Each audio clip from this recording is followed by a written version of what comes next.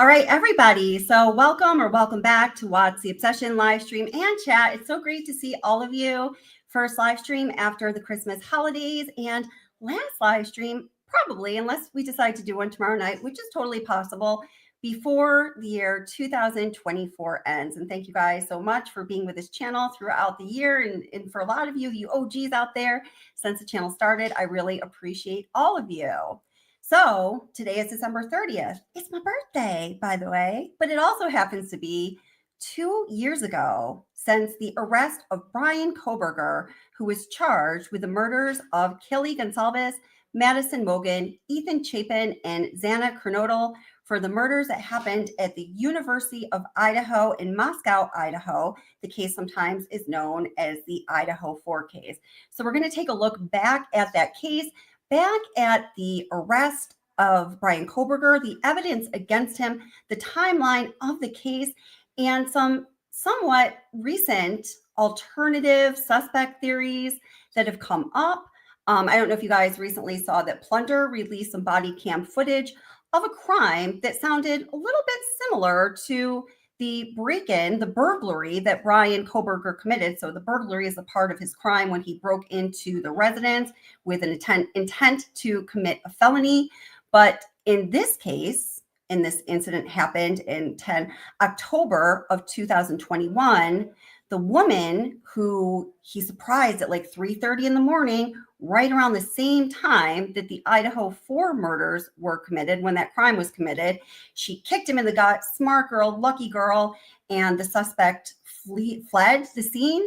And there were 2 people that were ultimately named as suspects, or I'm sorry, persons of interest in that crime. One was the downstairs neighbor, Mr. Cruz, and the other one was Bryan Kohberger. Since the authorities have omitted Bryan Kohberger as being a person of interest in that crime, but still it's very, very interesting. So let me just say hello to everybody as people are coming in. I'm so glad to see all of you guys. Everybody, if you have an opportunity to do so, please click like if you do, and maybe even share the link so more of our friends get the notification. So, hey, John McSmith, how's it going? Hey, Keschik, thank you so much for everything you do. So glad you're here. Same to you, Jody and Sherry and Honeybun, I know is here too. And also Pepper. Those are all channel moderators. Hey, Sirius Black, always love seeing you. It's been a while.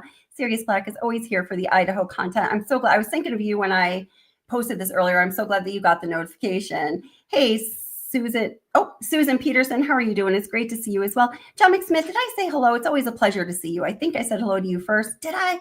But I want to say hello again. And I hope you're doing well, my friend. Let's see. Let me go up a little bit here. And Thomas McCarthy, welcome. How are you doing? It's great to see you. And let's see. Who else do we have here?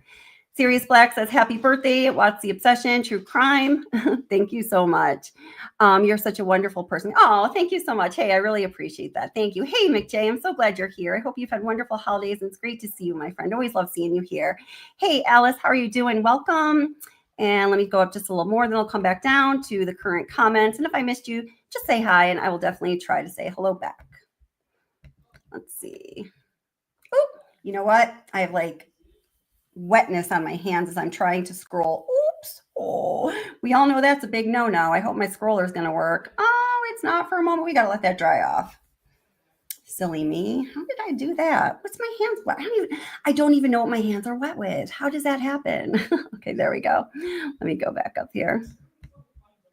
My scroller's like, no, I don't like wetness. I'm like bunnies. And maybe we'll try to have a bunny break. So, and Sherry, our friend Sherry here just had a birthday too. So happy belated birthday to Sherry. She just turned 29 years old as well. Awesome. We're birthday twins. Let's see here. All right. So let me just come back down to current times. And again, if I missed you, please do say hello, and I will try to say hello back to you. So did everybody have a great holiday? Are y'all looking forward to a wonderful new year? I sure hope that you are. I wish all of you guys the very, very best. Honeybun has been, holy cow, a member for 22 months. Oh, Honeybun, you are the best. Thank you so much for being a member for 22 months and for all that you do for the channel. I just heard the live stream playing on my phone. I don't even know how that happened.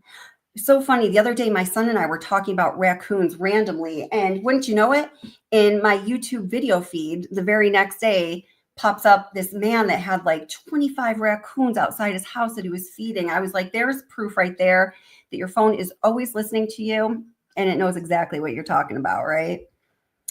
So, okay. And then also I have cooking right now. It is, oh, hey, Envision, welcome. How are you doing? Nice to see you. Hey, Jessica, nice to see you as well. And let's see, who is this here too?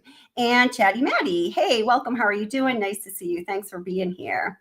So I have a video that's cooking right now that is a look back at some of the first broadcasts of the Idaho 4 case. I tried to come up with some that are a little different than the ones that we've all seen many times. So it'll be some interesting content for you guys to watch. I don't think it's going to be done by the end of this live stream, but I will be posting that probably tomorrow. So let me just bring into live stream right now some recaps of when Bryan Kohberger, suspect in these 4 horrific murders, when he was arrested 2 years ago today. And as you may or may not know, his trial at this point is slated to start in August of 2025, and it's not going to be in Latah County. He was granted the change of venue that the defense wanted. So that is going to be taking place in Boise, Idaho, which is a much larger jurisdiction. And I don't know if he did himself a favor, because I don't know how you feel about it. If you've been following the change in venue and the judge's ruling, since there has been a change in venue and therefore also a different judge, I felt like Judge was a little easy on him. I think he was being super conscious of not wanting to do anything that was going to cause an appellate issue. And this current judge, in my opinion, doesn't necessarily seem quite as soft and squishy. So we'll see how that turns out, right? I don't know. So let's see. What are we going to bring into the stream here?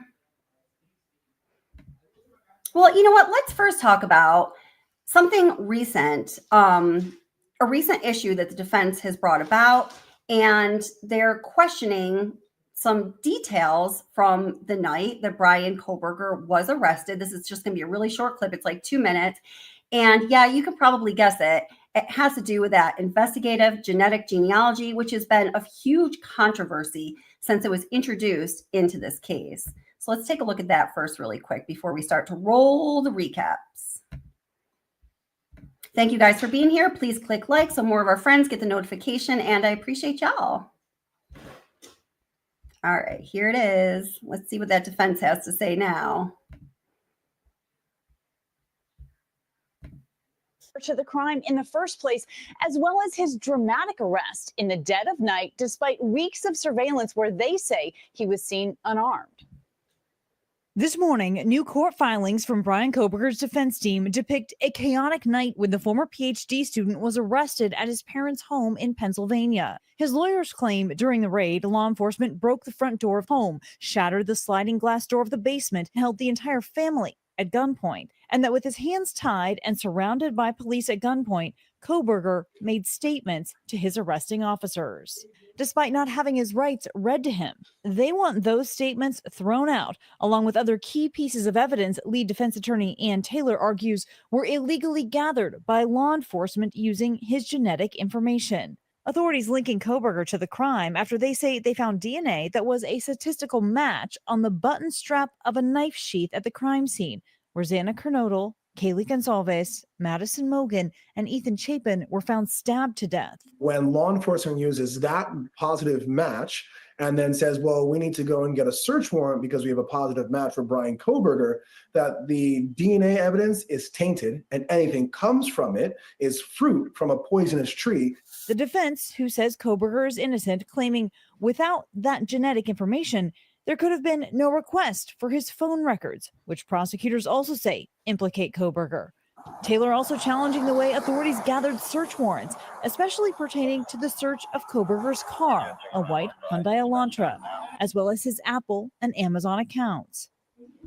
Now, Taylor says the warrants lacked probable cause. Now, this trial is set for August, but we're also still awaiting the judge's decision on the defense's request to have the death penalty taken off the table. Guys. Still so much up in the air there. Okay, Kena, thank you.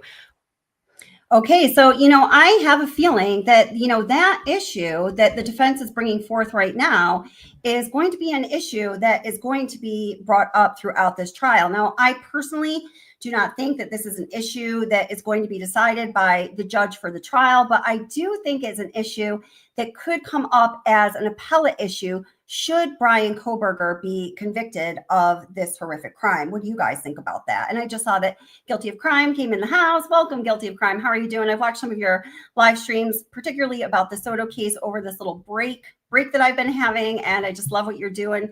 Keep it up, and you are definitely a friend of the channel. So great to see you.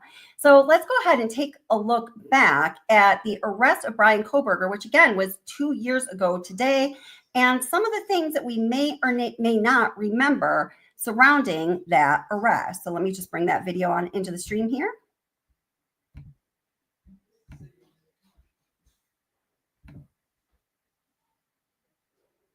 Let's see, I gotta see which one it is.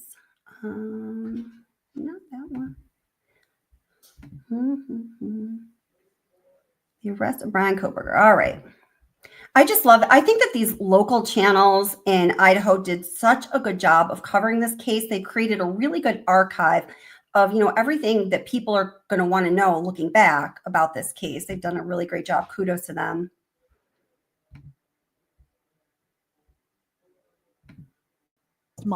Police now believe a current WSU grad student is responsible for the murders. This is not the end of this investigation. In fact, this is a new beginning. Tonight, what we know about the man police believe stabbed and killed the students as they slept inside their off-campus home. I'm just kind of dumbfounded, that this could be going on right here. And a community shocked to find out a possible murderer was living just a few doors down.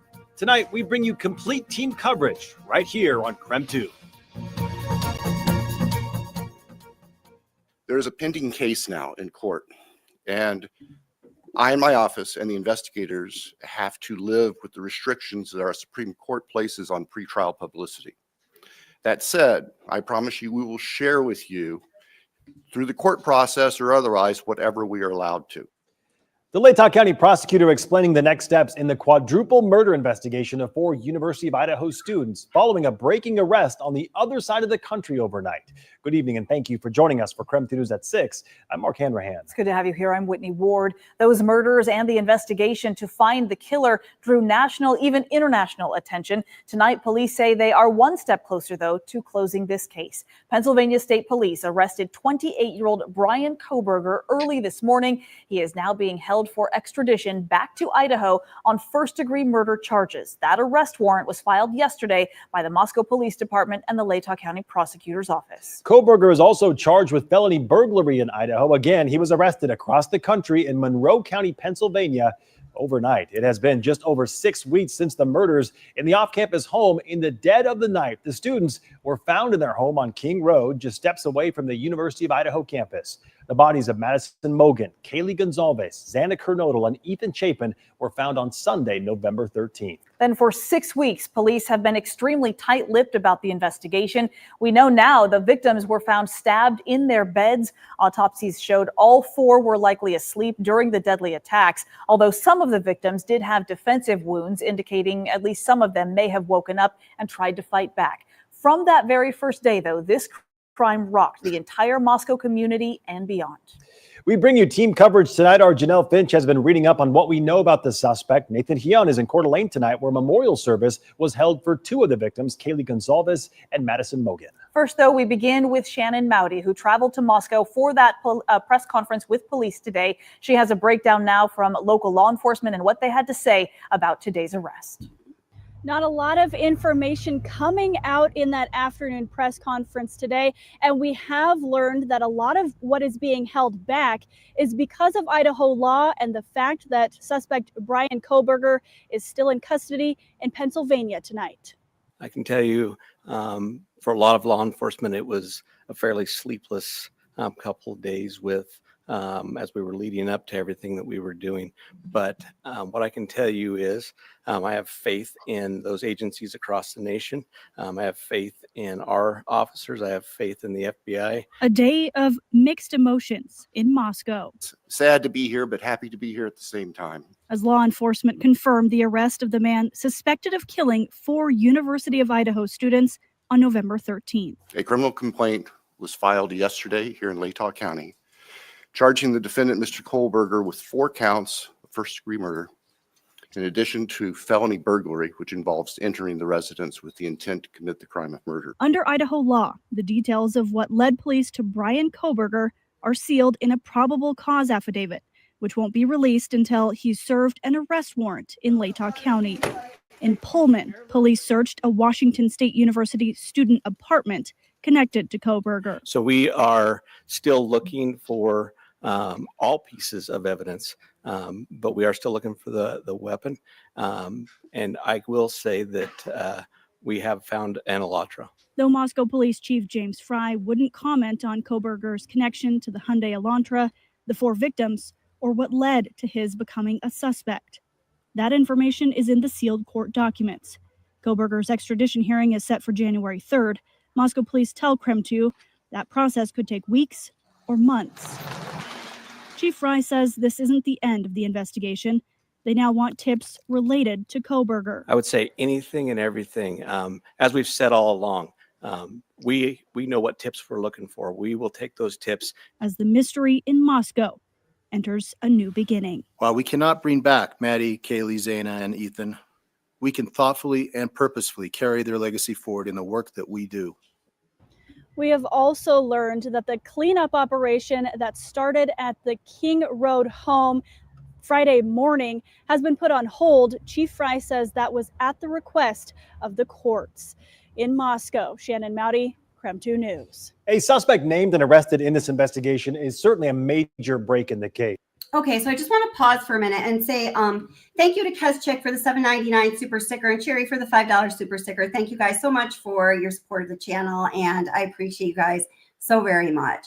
Now, you know, some of the things that they're talking about right here have become very controversial as we look at the arrest of Bryan Kohberger and him being a suspect in this case. As maybe many of you know, there's a lot of controversy surrounding him being a suspect in this case. And there are a lot of people that just believe he did not do it. So I did put a poll up asking, do they have the right man? Is Bryan Kohberger, did he commit the crimes for which he has been charged and will be standing trial? Hopefully, as it is right now, slated to begin in August of 2025. So Envision says, the evidence is incriminating, and that's why Ann Taylor, who's of course Bryan Kohberger's defense attorney, is intent on suppressing it. Yeah, I personally think at this point, I've said this before, you might know this about me, as it stands right now, given the evidence that we have at hand right now, to me, it seems like he is guilty. If evidence comes up that shows otherwise, I will absolutely change my mind and we will talk about it, and it's all good. It's just my opinion, and we're going to go over why, and you guys can present some things to me if you think he's not guilty, and I have some things ready to present the other side anyway. As it stands right now, I just think that's where the evidence indicates. But please do weigh in on that poll. I would love to know what you guys think. Susan Peterson says, in my opinion, I think the 2 girls left alive knew this was going to happen. Okay, so there is also a lot of speculation surrounding the 2 roommates, Dylan Mortensen and Bethany Funk. Did they know more than what was revealed that they know, at least through the probable cause affidavit? Well, we know at least one of them, Bethany Funk, does know more. I know that from my 2 student sources who were very close friends with Ethan Chapin from the University of Idaho, that Bethany Funk has a lot more to share about her experience that night than is, than what we are told through the probable cause affidavit. I always get a little tongue-tied when I explain that because I have to be careful what I am saying. That also indicates that Dylan Mortensen knows a lot more than what's indicated in the probable cause affidavit too, because some of what Bethany Funk knows that is yet to be disclosed has to do with her communication at critical times with Dylan Mortensen. So, very good point. Susan Peterson, there is a lot to be explored there. And Claudia, welcome. Nice to see you. So glad that you're here. Edward says,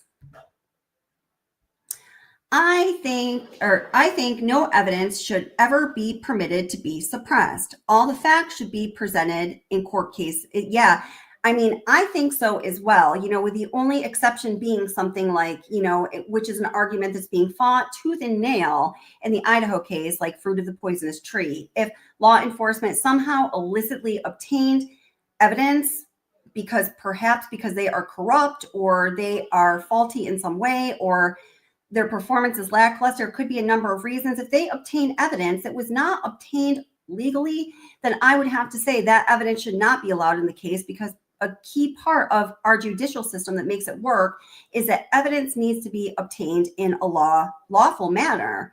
But barring that kind of fruit of the poisonous tree argument that I know a lot of us, have gotten sick of that term as it relates to this case, I think that, all evidence should be let in. And Edward says that's a fair point. It just depends on the perspective you're looking at it from, right? But, so long as the evidence that looks like it's going to be fair game in this trial was obtained lawfully, just like Edward says, it should all be fair game.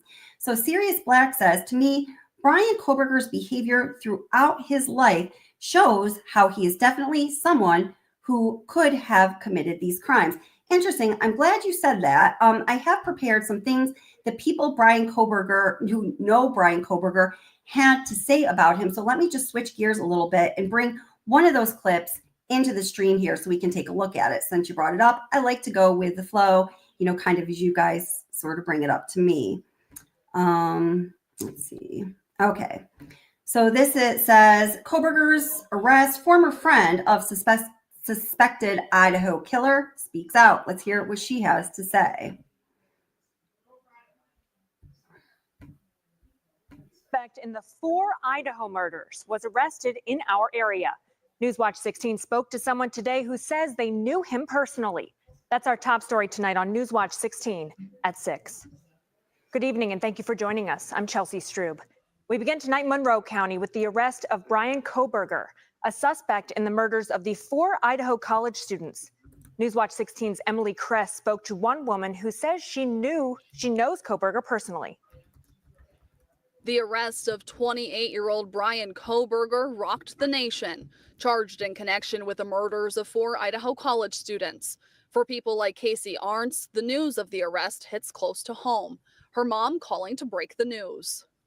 And she said the person they arrested was Bryan Kohberger. And immediately I freaked out, naturally.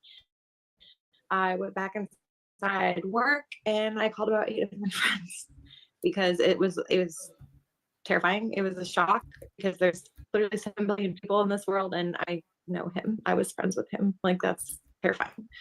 Arntz lives in Virginia Beach, but grew up in the Poconos and attended Pleasant Valley High School. She tells us she became friends with Bryan Kohberger through her younger brother during their time in school. We just hung out and talked, and that's what it was. It wasn't anything crazy, just a typical friendship. Arntz says she hopes his arrest will shed more light on the case for the sake of the 4 victims and their families. I didn't want to think about what even happened out there. I just want the families to have clarity. I want them to have some type of just answers to questions that they don't have. And I know that we won't get those answers, or they won't get those answers until they actually hear from him. And the police release that information. And it's just, I want them to have clarity and I want them to be able to have peace after all this is said and done. Kohberger remains locked up here at the Monroe County Correctional Facility. Emily Kress, Newswatch 16, Monroe County. Okay, wait, I'll be right back there. Hold on, I'm bringing something else up here. The arrest affidavit released on suspected Idaho murderer Bryan Kohberger details a lot of chilling new information. There are even witness accounts of what unfolded in the home that night, including one surviving roommate's alleged run-in with the suspect. I want to read you a portion of the affidavit where the roommate, described as DM, says that she saw a male figure in black clothing and mask. Quote, the male walked past DM as she stood in a frozen shock phase. The male walked towards the backsliding glass door. DM locked herself in her room after seeing the male. DM did not recognize the male.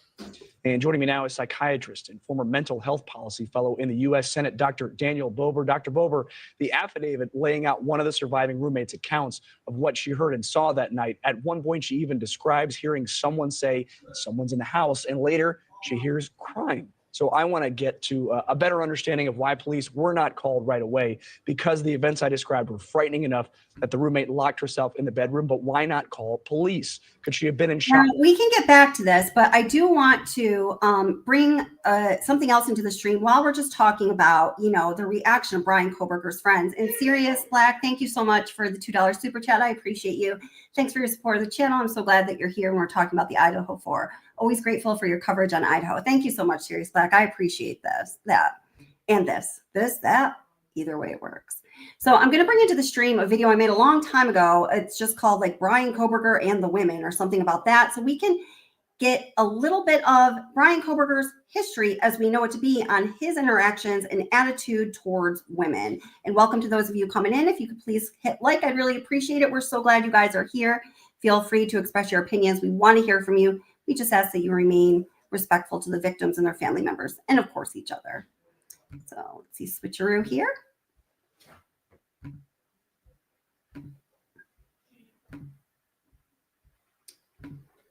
All right, so Bryan Kohberger's history with women. Woo, I don't even remember this. Of Idaho murder suspect Bryan Kohberger, the world has been wondering what people who knew Kohberger throughout the years would say about him and what these testimonies would reveal about the person himself. One aspect of Bryan Kohberger's life is Kohberger's relationship to women. This video is going to cover everything that we know about Bryan Kohberger's relationship to women. So first I'm going to read an excerpt from a New York Post article that was published on December 31st, 2022. It says, several months ago, Kohberger visited the Seven Sirens Brewing Company several times. Harassing the women who worked there, owner Jordan Sirlenek, age 34, told NBC News. Kohberger, who usually sat alone at the bar observing and watching, stood out for his interactions with employees and patrons, Sirlenek said. The brewery, which scans everyone's ID, has a system in which staff members can add notes or comments about a patron that will pop up on the screen whenever the ID is scanned again, Sirlenek told the network. Staff put in there, and this is a quote of what staff put in there, "Hey, this guy makes creepy comments. Keep an eye on him. He'll have 2 or 3 beers and then just get a little too comfortable," end quote, he said. Kohberger would ask women, staff, or customers who they were with at the brewery and where they live, Sirlenek said. If the women were interested, quote, he would get upset with them a little bit, end quote. In one instance, Sirlenek recalled that he called an employee a bitch when she declined to answer his questions.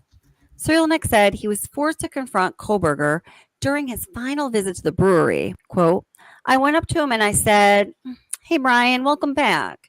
We appreciate you coming back. I just wanted to talk to you real quick and make sure you're going to be respectful this time and that we're not going to have any issues," end quote, Sirlenek said, and told the alleged murderer, who was stunned. Quote, he was shocked that I was saying that. And he said, "I don't know what you're talking about. You totally have me confused," end quote. Kohberger stayed for just 1 beer and then never returned, Sirlenek said. The interactions happened months ago, Sirlenek noted. At the time, Kohberger likely was a student at nearby DeSalle University, where he graduated with his master's degree, I may note, in 2022. Shocked former classmates remember the accused killer as being an intelligent student in high school, but was often bullied and could, in turn, be a bully to others himself. They said he struggled with heroin addiction and weight loss. It was bad, Kohberger's former high school classmate Sarah Healy told Fox News Digital on Friday. Quote, there was definitely something off about him, like we couldn't tell exactly what it was. I remember one time I was walking in the hallway and he stopped me and was like, "Do you want to hang out?" But Bryan was bullied a lot and I never got a chance to say something to defend him because he would always run away, she added. Despite always performing well in school, she said he was often rejected and bullied by girls that she believes he may have internalized, leading him to lash out and commit such a heinous, violent crime. Another friend said that Kohberger suddenly changed in his senior year of high school when he lost a significant amount of weight. Quote, he always wanted to fight somebody. He was bullying people. We started cutting him off from our friend group because he was 100% a different person, end quote. Nick McLaughlin told the Daily Beast. Kohberger had been living in Pullman, Washington at the time of the murders, about 10-minute drive from Moscow, where he was enrolled in the university's criminal justice PhD program at Washington State University. One of Kohberger's classmates at WSU told the Post Friday that he continued his studies after the murder, and he was even present during the class where there was a discussion on the quadruple homicide. Kohberger has been charged with murdering Kelly Goncalves, age 21. Okay, so I know I actually did a better video on that. Maybe I'll try to find it, but let's listen to the testimony of a woman that claims she went on a date with Bryan Kohberger, and we won't, go too far into this. Maybe you guys have heard this before. Her name is Haley Willette, and if this is all true, what she has to say is absolutely compelling. Hi there, welcome. Thank you guys to those of you who have come on in. Please share your opinions. We just ask that you are respectful to the victims or family members and each other. But I'm so happy you're here. Hope you had a great holiday and Happy New Year to you. All right, let's find that to bring in. So this is, let's see, I entitled this one, Creepy Date with Bryan Kohberger. Kept trying to touch me. Ooh, not something any of us would want at this point. All right. University of Idaho tragedy. It is at this point, I think, a pretty well-known fact that suspect Bryan Kohberger was rather awkward with women. We have several different accounts of people talking about his interactions with women, most notably one account that I created a video on, which happened at the Seven Sirens Brewery in Pennsylvania while Bryan Kohberger was a graduate student at DeSalle University. Well, this account actually includes several different accounts from several different women saying that he would basically badger women, would ask, who are you here with? Who are you going home with? Where do you live? And when, at least on one account, a woman, sort of put up some resistance to his questioning, he grew kind of hostile, called her a bitch.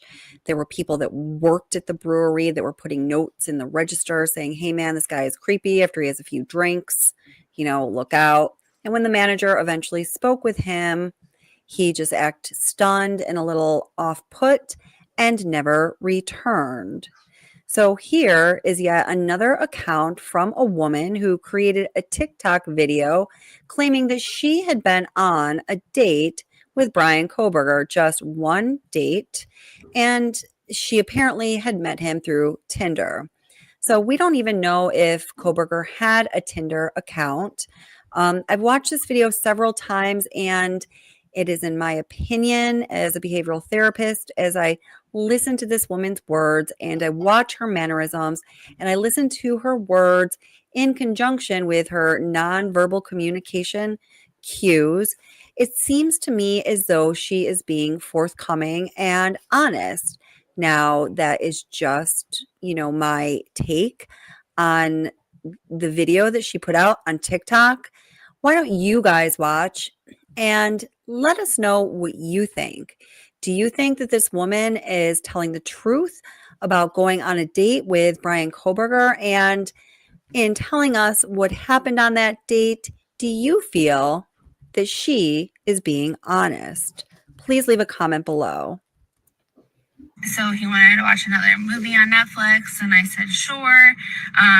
He kept trying to touch me, not like inappropriately, just like trying to tickle me and like rub my shoulders and stuff. And I was like, why are you touching me, or what are you doing? And he would just like get super serious, and he's like, I'm not. And I'm like, you are though. And he's like, I'm not touching you. Kind of like trying to gaslight me into thinking that he didn't touch me, which was weird. But then I was like, I'm just gonna run to the bathroom quick. And he was like, okay. And then he followed me to the bathroom, which I thought was kind of weird. So like in the dorm, there was like a shared bathroom. He didn't go in with me, but like he stood outside the door and like, I don't know, I just thought that was weird. And I was like, I need to get the student to leave. Like just not into it. So I proceeded to pretend to throw up to get him to leave. It wasn't because I was scared of him or like thought he would hurt me if I asked him to leave. It was just mostly because I'm socially awkward. Didn't know how to ask him to leave. So that's what I did. He ended up messaging me on Tinder that he was gonna go, and I was like, awesome, my plan worked. And then about an hour later, he texted me and said I had. But thank you for doing this. And let's start with the basic. How sure are you that Bryan Kohberger is the same person that you went on the date with some years ago? 100%. Because? He just has a very memorable face, and I'm sure it's him. I remembered as soon as I saw him. And the name is fairly memorable also. And he was going by Bryan Kohberger then as well? Yeah. So tell me, what is the big takeaway for you about what you remember about this young man? The big takeaway is that he seemed completely normal until, we got back to my dorm, and then he got kind of pushy. All right, now let's try to feel this out because you've been on plenty of dates, I'm sure, and it's not unusual for somebody to behave in a way you don't like, but I just have to pause to say, I just love me some Chris Cuomo. I just do love Chris Cuomo. This now matters to you. You say that there was a moment where he was touching you, not in a creepy way, but he was definitely touching you, and you brought it up, and that's when things changed. How so? Yeah, he was touching me, and I just asked, "Why are you touching me?" And he immediately got very serious, and he said, "I didn't." And I just was like, "Okay, but you are touching me." And he was like, "No, I'm not touching you." And he just got very defensive about it. So I just let it go after that. But it was very weird. Now, people can get defensive, but everything that you've learned since made you see this through a little bit of a different lens. Explain that to me. Yeah, exactly. This is a date I definitely told my friends about, just because it was a little weird, and especially his last comment to me. However, I haven't really thought about it until I saw his face again, and it made me look at it like, wow, he really could have hurt me or anyone, really. And what did he tell you about himself that you remember? We just had a lot of small talk. I remember we talked about the fact that we were both psych majors at the time. So I don't really remember any specific conversations or any specific details about them, but it was all very normal. How shocked are you to see him doing a perp walk now, connected to such a heinous set of murders, at least temporarily, until police make the case? It scares me because I was very young and dumb, and I didn't think twice about having anyone, know who I was meeting up with, where I was going, what I was doing, and it all could have ended very differently. And that makes me worried for other young women. Now, I just want to say really quickly, because some people are talking, and oh, hey, Pepper, thank you so much for the $2 super chat and for everything you do. I appreciate you. And hey, Jeff H., it's great to see you. Jeff H. has done some work on this case, and it's great to have you in chat, my friend. So, I said, in this video that I believe her. And the reason I believe her, I just want to be clear on that, is, first of all, she's telling her story. I don't see any indicators of deception whatsoever. And her story is very straightforward. It's very plain. It's very simple. It doesn't seem exaggerated. Like if she was going to go with this story and she just wanted to get attention, and there was like, an iota of truth in it, but she was just out to get attention. She was taking advantage of the situation, thought, oh, this is going to be my 15 minutes in fame. I think she would have blown this story up to be much more dramatic than it is. To me, this woman has all the indicators of truthfulness and none of the indicators of deception that we typically see when people are lying. So that's why I personally believe her. But I see as people are coming into chat, welcome. I'm so glad you guys are here. We have some varying opinions, and that's great. It makes for a good discussion. Everyone just be respectful of the victims or family members and one another. And we totally want to hear what you have to say. So let's just finish this up, and then we're going to move on to a few different topics, all very interesting. They think they're invincible, and don't think twice about, telling someone where they're going or who they're going on a date with. That's right, good birthing hips. In my opinion, based on what this young woman said, this seems consistent with the behavior that others had described that Bryan Kohberger exhibited, including in the various instances in the Seven Sirens Brewery. It's like everything's all cool for a moment. He gets a little aggressive in an awkward way. He does not get what he wants, and he lashes back with some kind of nastiness. Well, the music that I used to play related to this case is now copyright protected, so I can no longer play it. So I just have to stop that there really quick. And Sherry, thank you so much for the $20 super chat. That is so very generous of you, and thank you so much. And again, happy belated birthday to you. Sherry just had a birthday, so everybody say happy birthday to Sherry. So yeah, I see there are some people in here that think it's him. Some people think that maybe he was involved, but it's not possible that just one person committed this crime, and other people are saying, like Sylvia here, and Sylvia, welcome. And thank you guys for having this conversation respectfully. Just very plainly, she's saying it's not him. So let's take a look at some of the evidence against Bryan Kohberger. So I'm going to play a clip from Law and Crime Network. And at the time that they released this, which the date just says a year ago, I don't know if you noticed in YouTube, after a year goes by, they'll just say 1 year, 2 years. They won't give you specifics on like 1 year and how many months, which I wish they would, because it would be helpful for me when I'm researching things. But just as a year ago, as of a year ago, this is what the people at Law and Crime had to say about the top 5 pieces of evidence against Bryan Kohberger. So let's just check that out for a moment and see what we all. And again, Sherry, thank you so much. I appreciate you. All right, Jesse Weber, bring it, man. Bring it, Jesse. Whereas I love Chris Cuomo. This case is quite complex. The death penalty eligible case. I think there's a lot at stake. Who am I? But let's see what he has to say. I do appreciate his work, though. Complaint was filed yesterday here in Latah County, charging the defendant, Mr. Kohberger, with 4 counts of first-degree murder, in addition to felony burglary. It has been a year since 4 University of Idaho students were viciously stabbed to death in a rental home near campus.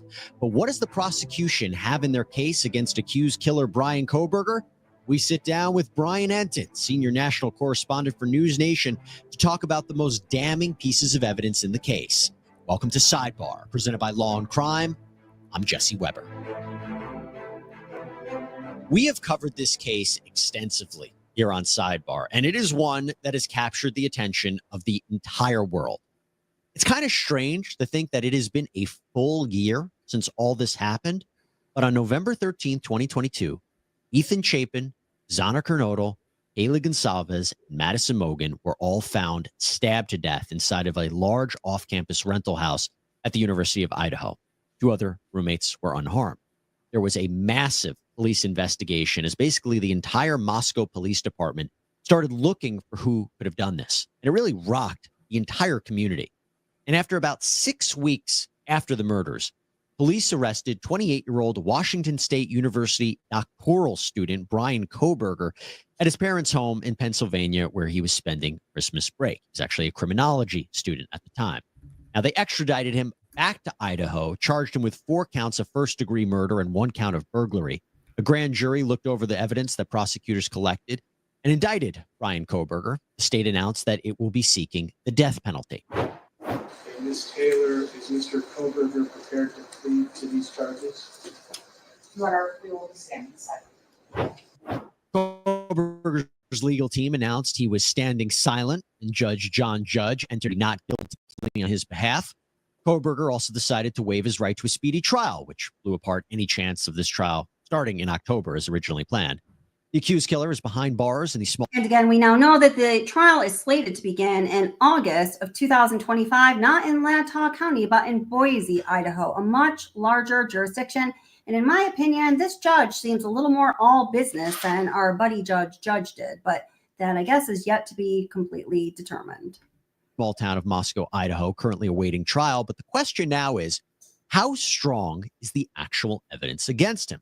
Well, to answer that, let me bring in Brian Enton, News Nation senior national correspondent who has been covering this case from the very beginning. Brian is actually in Idaho 1 year later. Brian, it's great to see you. First off, what is it like being back there? And it's hard to imagine just 1 year has gone by. Pretty incredible. Yeah, it's really weird to think about it. Sorry, we're actually driving now. My producer's driving. We're driving over to where there's going to be a vigil on campus later today. But yeah, it just feels kind of surreal. I think the town is still very much like coping with everything, especially since, the legal process is ongoing. The trial has been delayed. They thought maybe it would happen this year. It's now not happening. So it's kind of like everyone here is in this weird limbo, like they want to try and move on somewhat, but it's really hard to do that when, Bryan Kohberger is in the jail here and there's still this long court process ahead. Yeah, it's a little bit of a strange feeling. And I'll tell you the first, I didn't think that a year from when he was arrested, we were going to see a trial. I'm not surprised by that. A lot at stake here. And that's what I wanted to bring you on, because if anybody knows about the evidence in this case, it is you. You've been doing terrific for some of the year. We'll start with DNA. Arguably one of the biggest pieces of evidence that we know the prosecutors have against Kohberger. He's, of course, innocent until proven guilty, but the Latah County prosecutors, they need to have the goods if they were going to win the case. And you talk about the DNA. We know that authorities were able to make familiar match from the DNA on a knife sheath found at the crime scene to Kohberger's father. They did this by collecting trash from outside the Kohberger home in Pennsylvania. And then after Kohberger was arrested, authorities took a cheek swab from him. And then the court documents reveal that the DNA recovered from the sheath is almost an identical match to Kohberger. But Brian, the defense has been saying not so fast, right? They're saying that there's been a lot of fighting between the prosecutors and the defense over what's called investigative genetic genealogy, or IgG. Yeah, it's a new science. It's really interesting, the IgG, the investigative genetic genealogy. We were actually just in Idaho like about a week ago for hearing about it.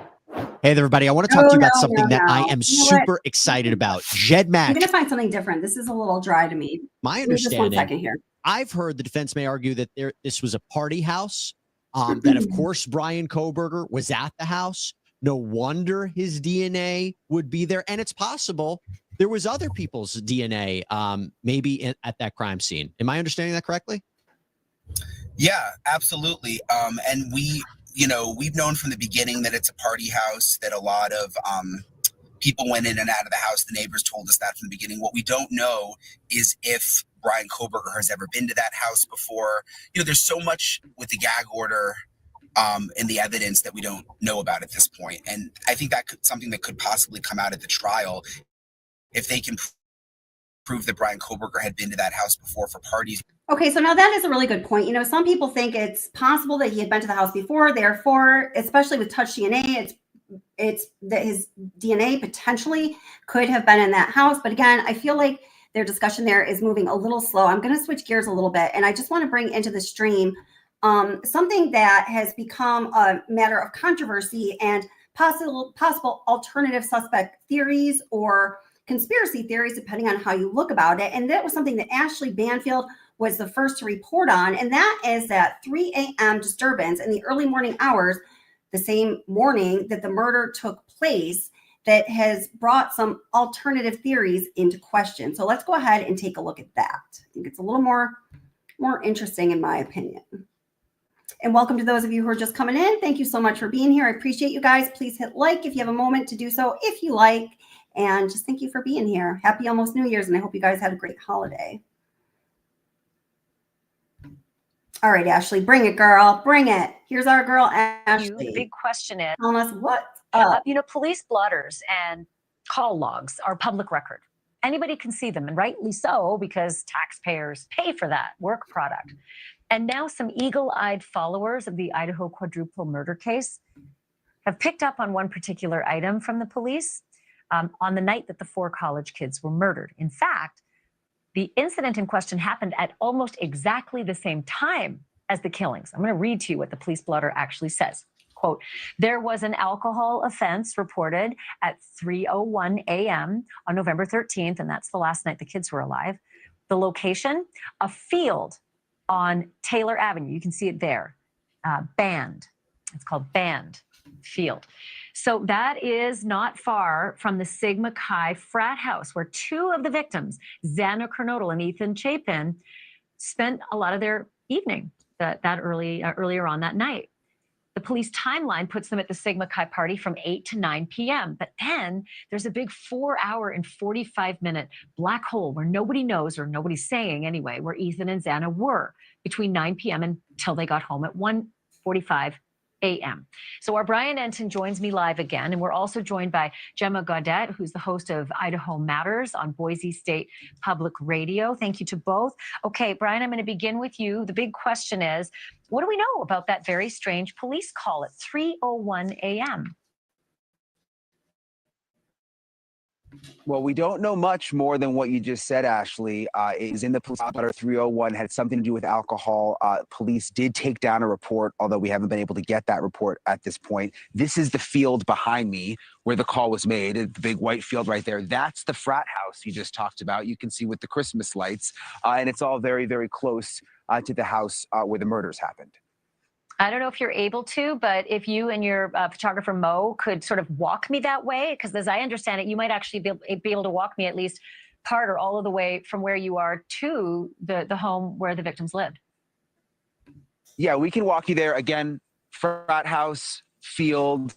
This is like an apartment complex parking lot that we're in, and we'll walk you back, Ashley. And I've been telling you the last couple of days, there's it's a dense area. You know, when you just look at the shot of the house, you don't realize that all of these houses and apartment buildings are around. This is like a little walkway that the students use to get down to the frat houses. And we'll just walk up here. Be careful, Mo, because it's a little slippery. It's been snowing nonstop pretty much all day. Just looks like it let up a little bit. So we go up these steps here. And then this is a little road right here, Ashley. And you see here is the house. This is the house where the murders happened.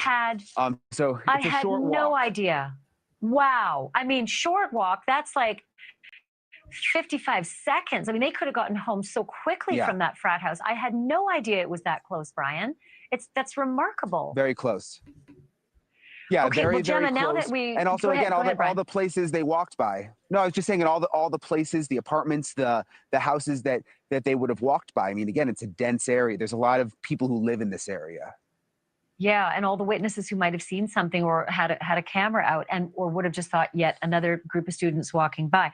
So Gemma, you just saw what Brian showed us and how close that was to the frat house.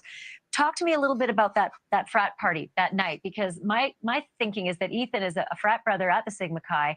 They all had to have known, you know, if he'd gone at 9 o'clock at night and they didn't see him again, right? Well, what we know at this point, Ashley, about that fraternity party is that Ethan and Xana went together, as you mentioned, and then our understanding is that Hunter, Ethan's triplet brother, it was also a part of that fraternity house, and Hunter took Maisie, their sister, as his +1. But even Idaho State Police, the communications director for Idaho State Police, has said there are gaps in that timeline that night at Sigma Chi, and they want students to help them fill in those gaps. So they're still wondering, we're still wondering, you know, what happened within that time frame.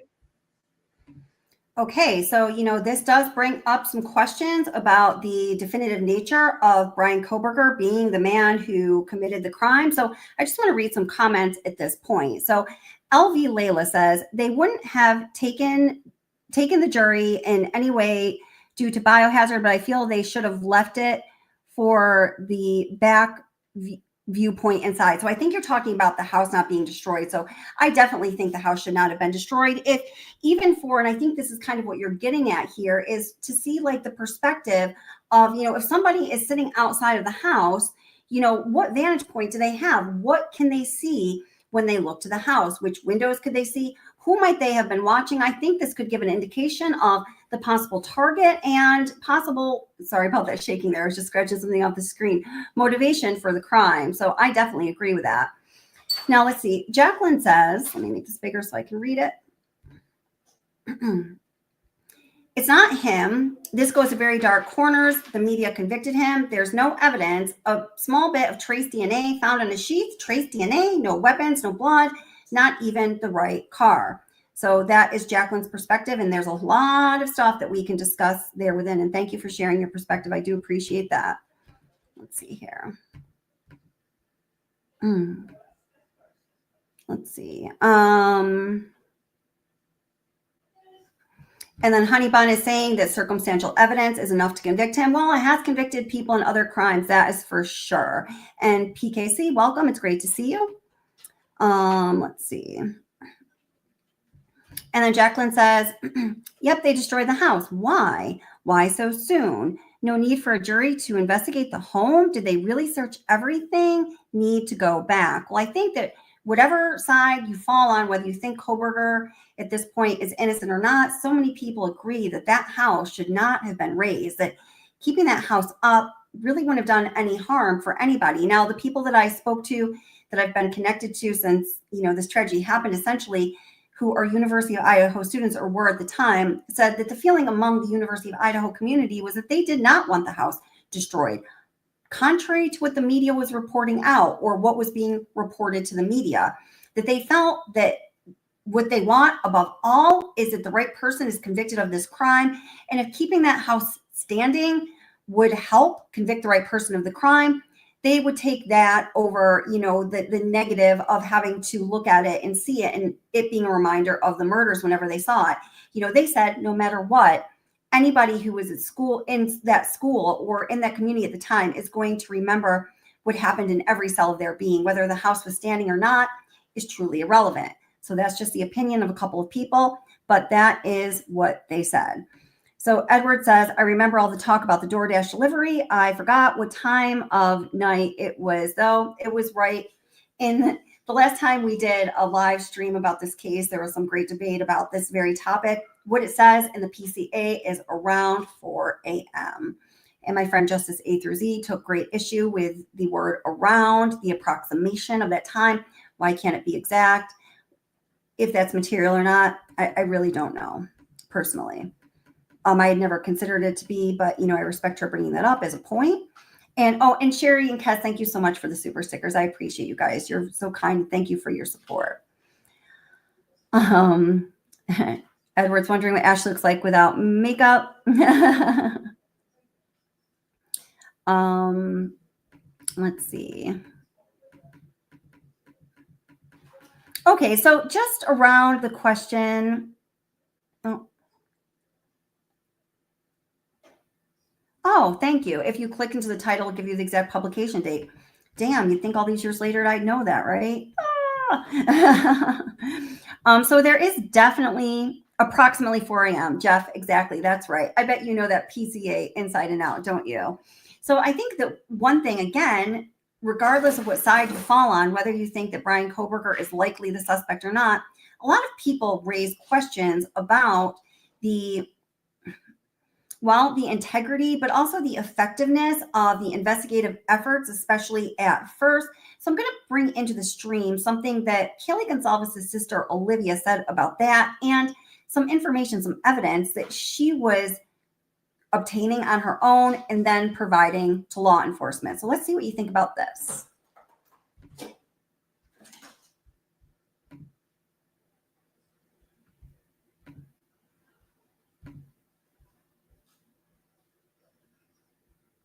Okay.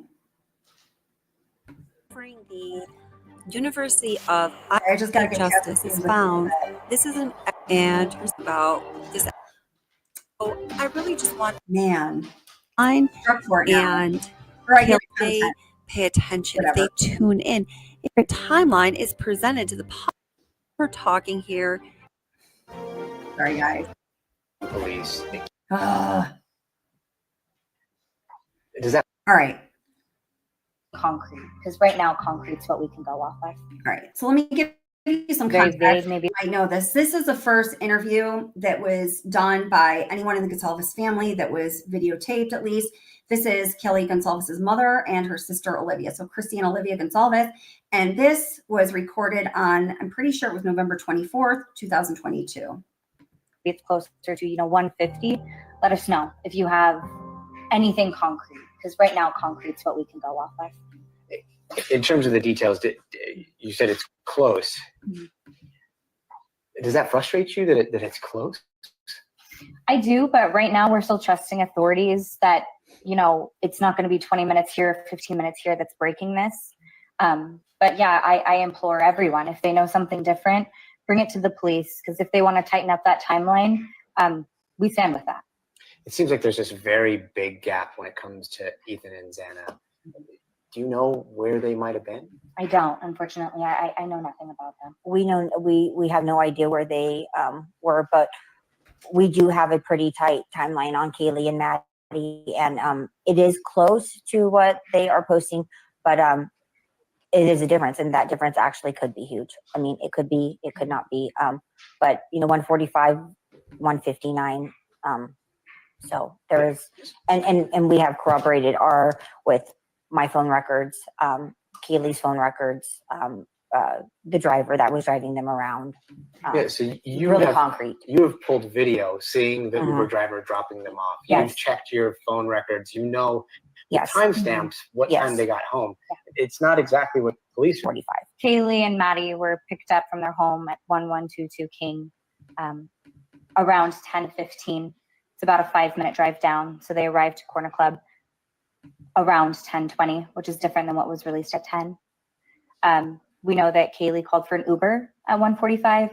He arrived at 1:49, got in the car around 1:50. It's about a 5-6 minute drive. They arrived home at 1:56. Is it frustrating that your timeline is based on timestamps from videos and phone records, and their timeline doesn't exactly match yours? I just feel like there's a reason they're just putting it out, the estimate. I don't know, because they do have that information from us, and they've asked us where we have gotten that information, and we have concrete backing. She put it together. It could be conflicting stories. We just don't know. This is the information that I stand behind. I think that when they say 1:45, I think they're kind of referring to the whole group arriving approximately 1:45. I believe that maybe Ethan and Xana, and I don't know, may have gotten home around that time. And then the girls, obviously 1:59-ish is shortly after. So they're just kind of grouping that the group arrived home around 1:45-ish. But they were not together. And we don't know anything about Ethan and Xana. We do know about Kaylee and Maddie.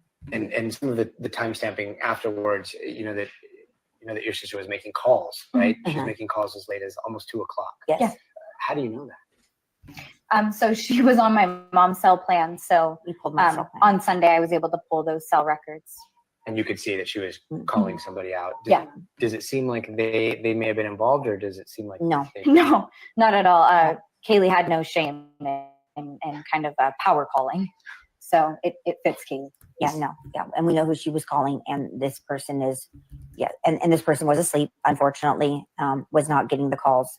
And it was, I don't know, a few calls for half an hour. She called him a couple times, but no, it was not, we do not believe she was calling him for help. We believe that she was just calling him to come over. If Kaylee was in imminent danger, her or Maddie, they would have called 911. They would not have been calling this person. Yeah. And that was around 2. Yes. So at that time, we started believe around 2:30. Yeah, we believe that the girls were just fine.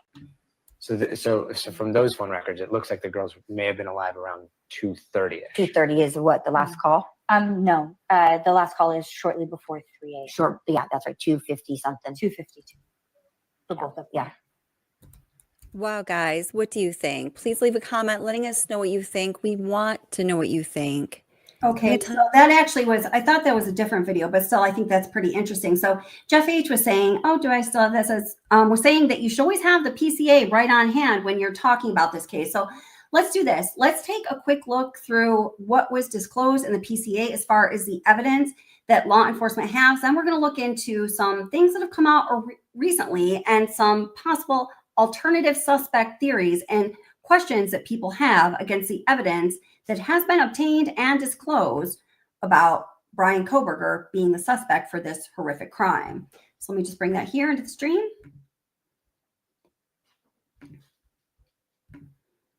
Okay, so this is my video, detailed crime scene walkthrough and murder timeline facts.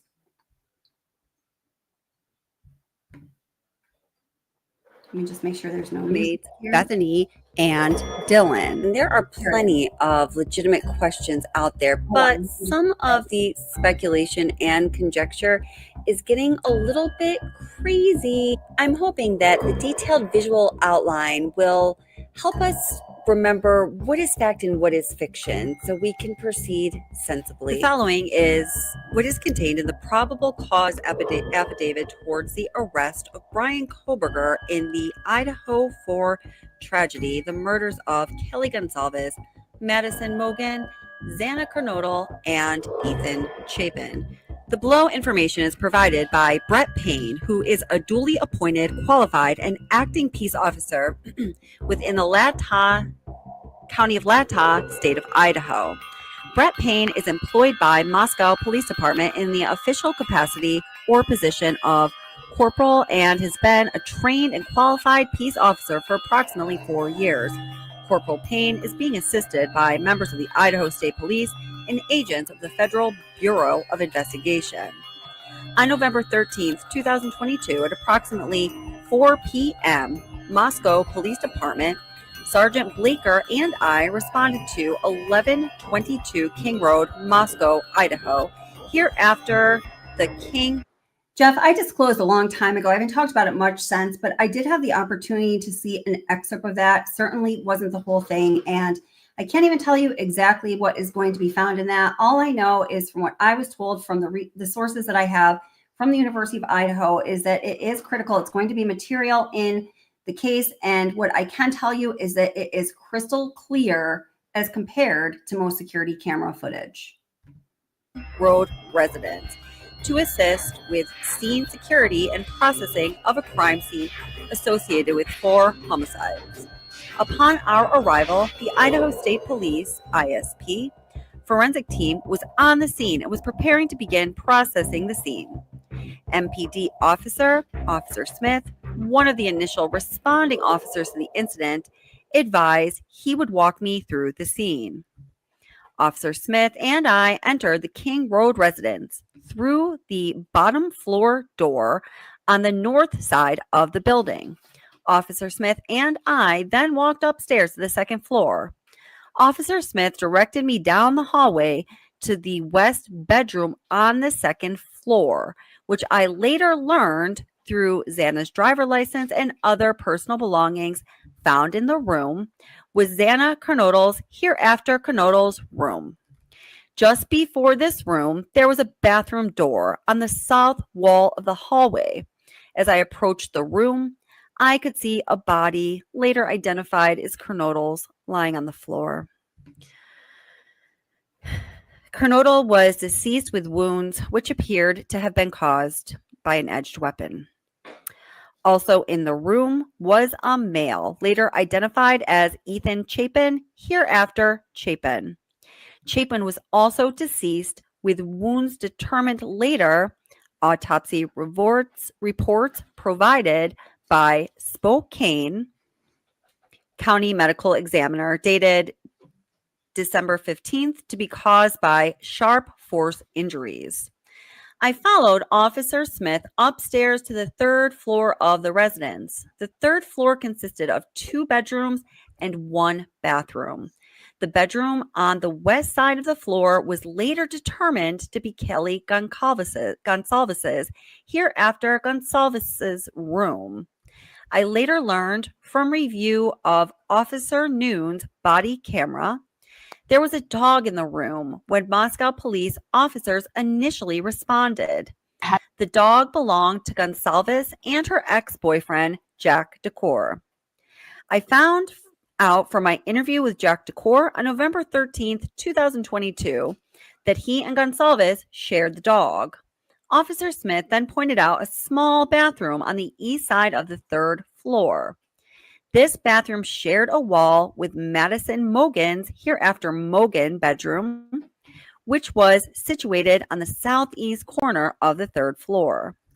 As I entered this bedroom, I could see 2 females in the single bed in the room. Both Goncalves and Mogan were deceased with visible stab wounds.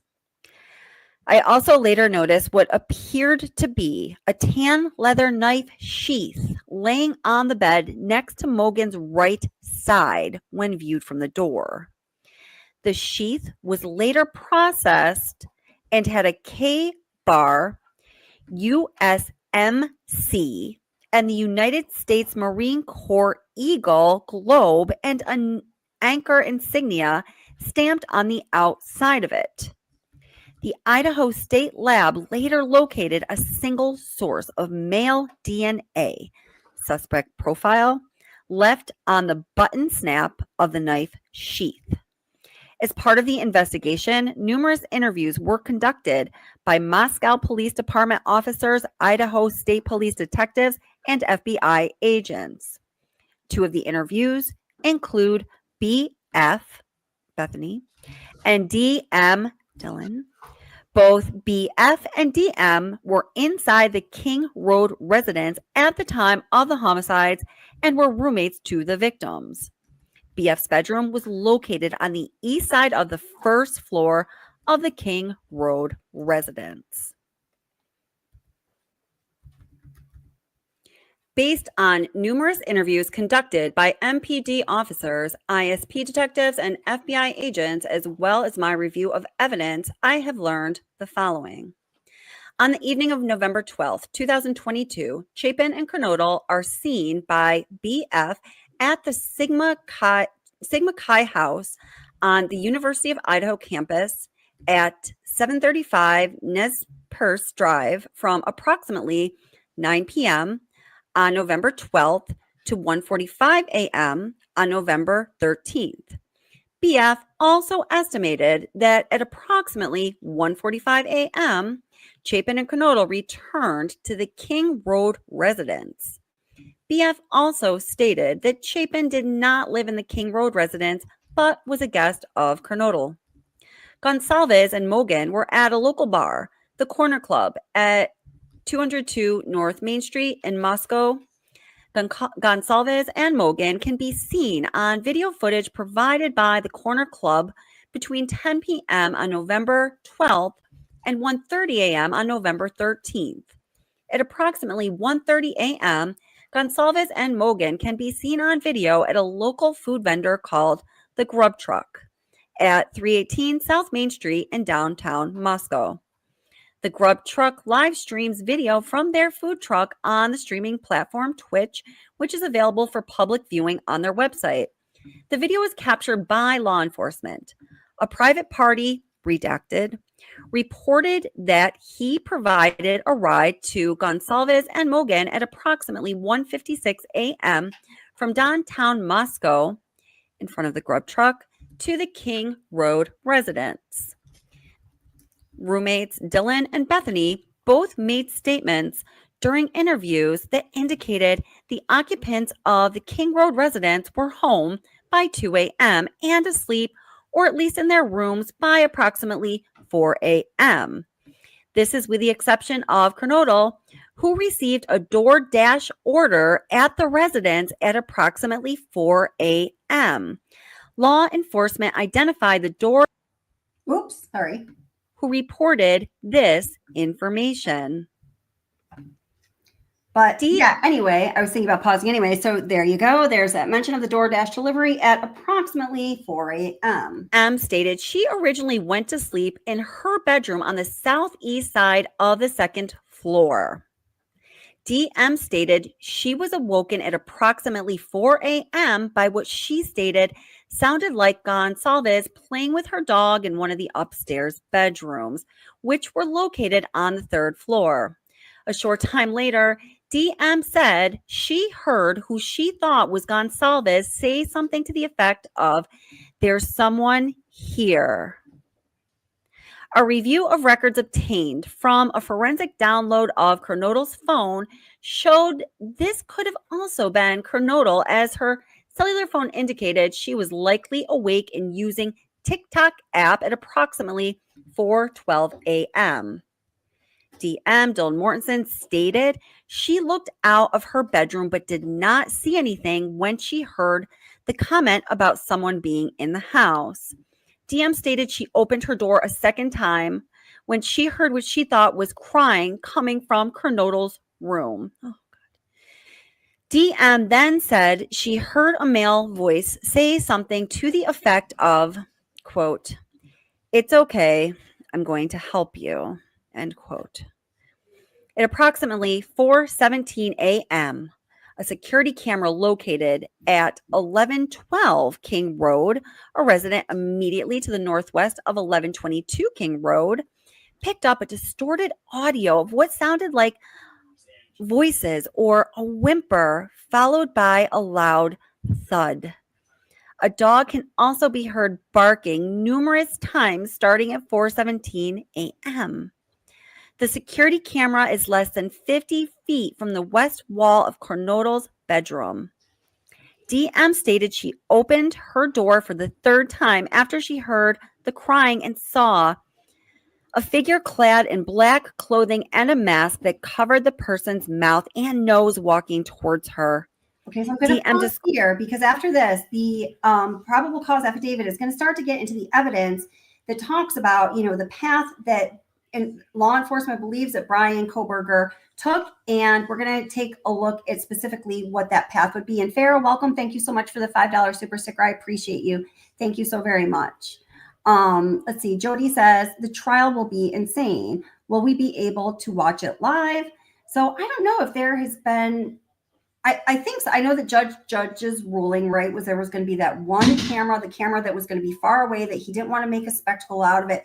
Now that there's a change of venue and a new judge presiding over the case, does anybody know if there's been any change in that ruling or in that determination? That's something I have not heard about. It might be out there. It just didn't come across my radar. So let's just take a look at the driving path as it's been determined by law enforcement that they say Bryan Kohberger took from Pullman, Washington to Moscow, Idaho in those early morning hours. Bryan Kohberger's attorneys say his alibi will prove not exactly where he was the night of the murders, but where he was not, the crime scene.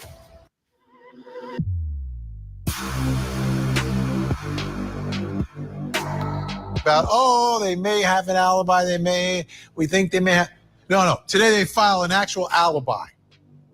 I'm going to be bold and say this video is going to give you much more detail about where Bryan Kohberger was the late night hours of November 12th, going to the early morning hours of November 13th, 2022, than the defense has put forth in the court documents for sure.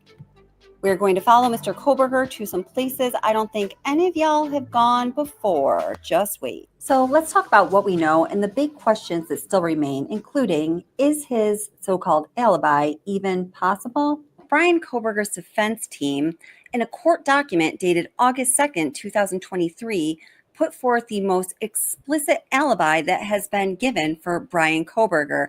And don't hold on to your hat or anything. It is not too overwhelming. The document says Mr. Kohberger had a long habit of going for drives alone. Often he would go for drives at night. He did so on late November 12th and into November 13th, 2022. Mr. Kohberger is not claiming to be at a specific location at a specific time. At this time, there is not a specific witness to say precisely where Mr. Kohberger was at each moment of the hours between late night, November 12th, 2022, and early morning, November 13th, 2022. He was out driving during the late night and early morning hours of November 12th to 13th, 2022. Towards the end of the document, the defense sums up his alibi, saying Mr. Kohberger was out driving alone. Corroborating evidence may come from cross-examination of state's witness. Corroborating evidence may come from presentation of defense experts.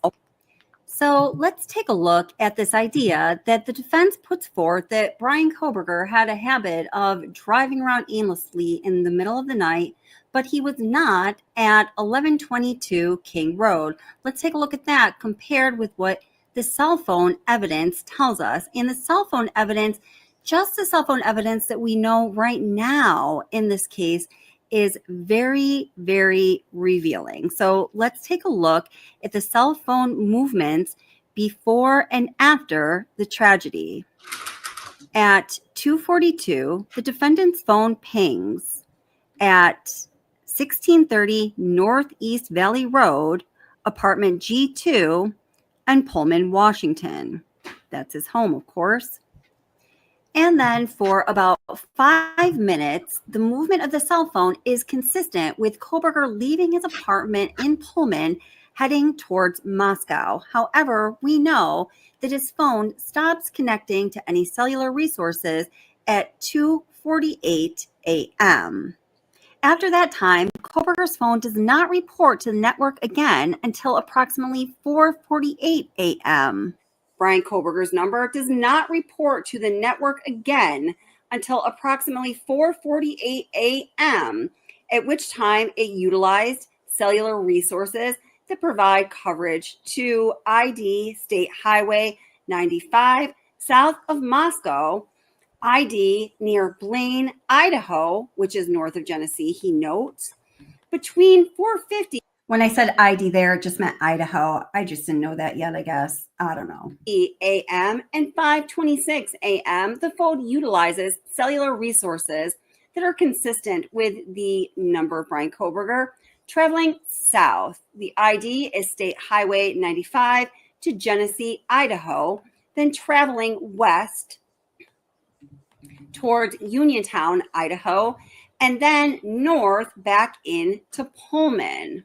So guys, that right there is in part how, well, it is how they determined the convoluted route that Bryan Kohberger allegedly took home from Moscow, Idaho to Pullman, Washington. It should also be noted that this route home from Moscow to Pullman that took about 45 minutes would typically take 10 to 15 minutes if you took the most direct transit route available. So obviously there was a reason for Bryan Kohberger, allegedly, to take this long route home rather than the far more direct way that would take at least half an hour less time to travel. At approximately 5:30 a.m., Bryan Kohberger's number is utilizing resources that provide coverage to Pullman, Washington, and consistent with the phone traveling back to Kohberger's residence.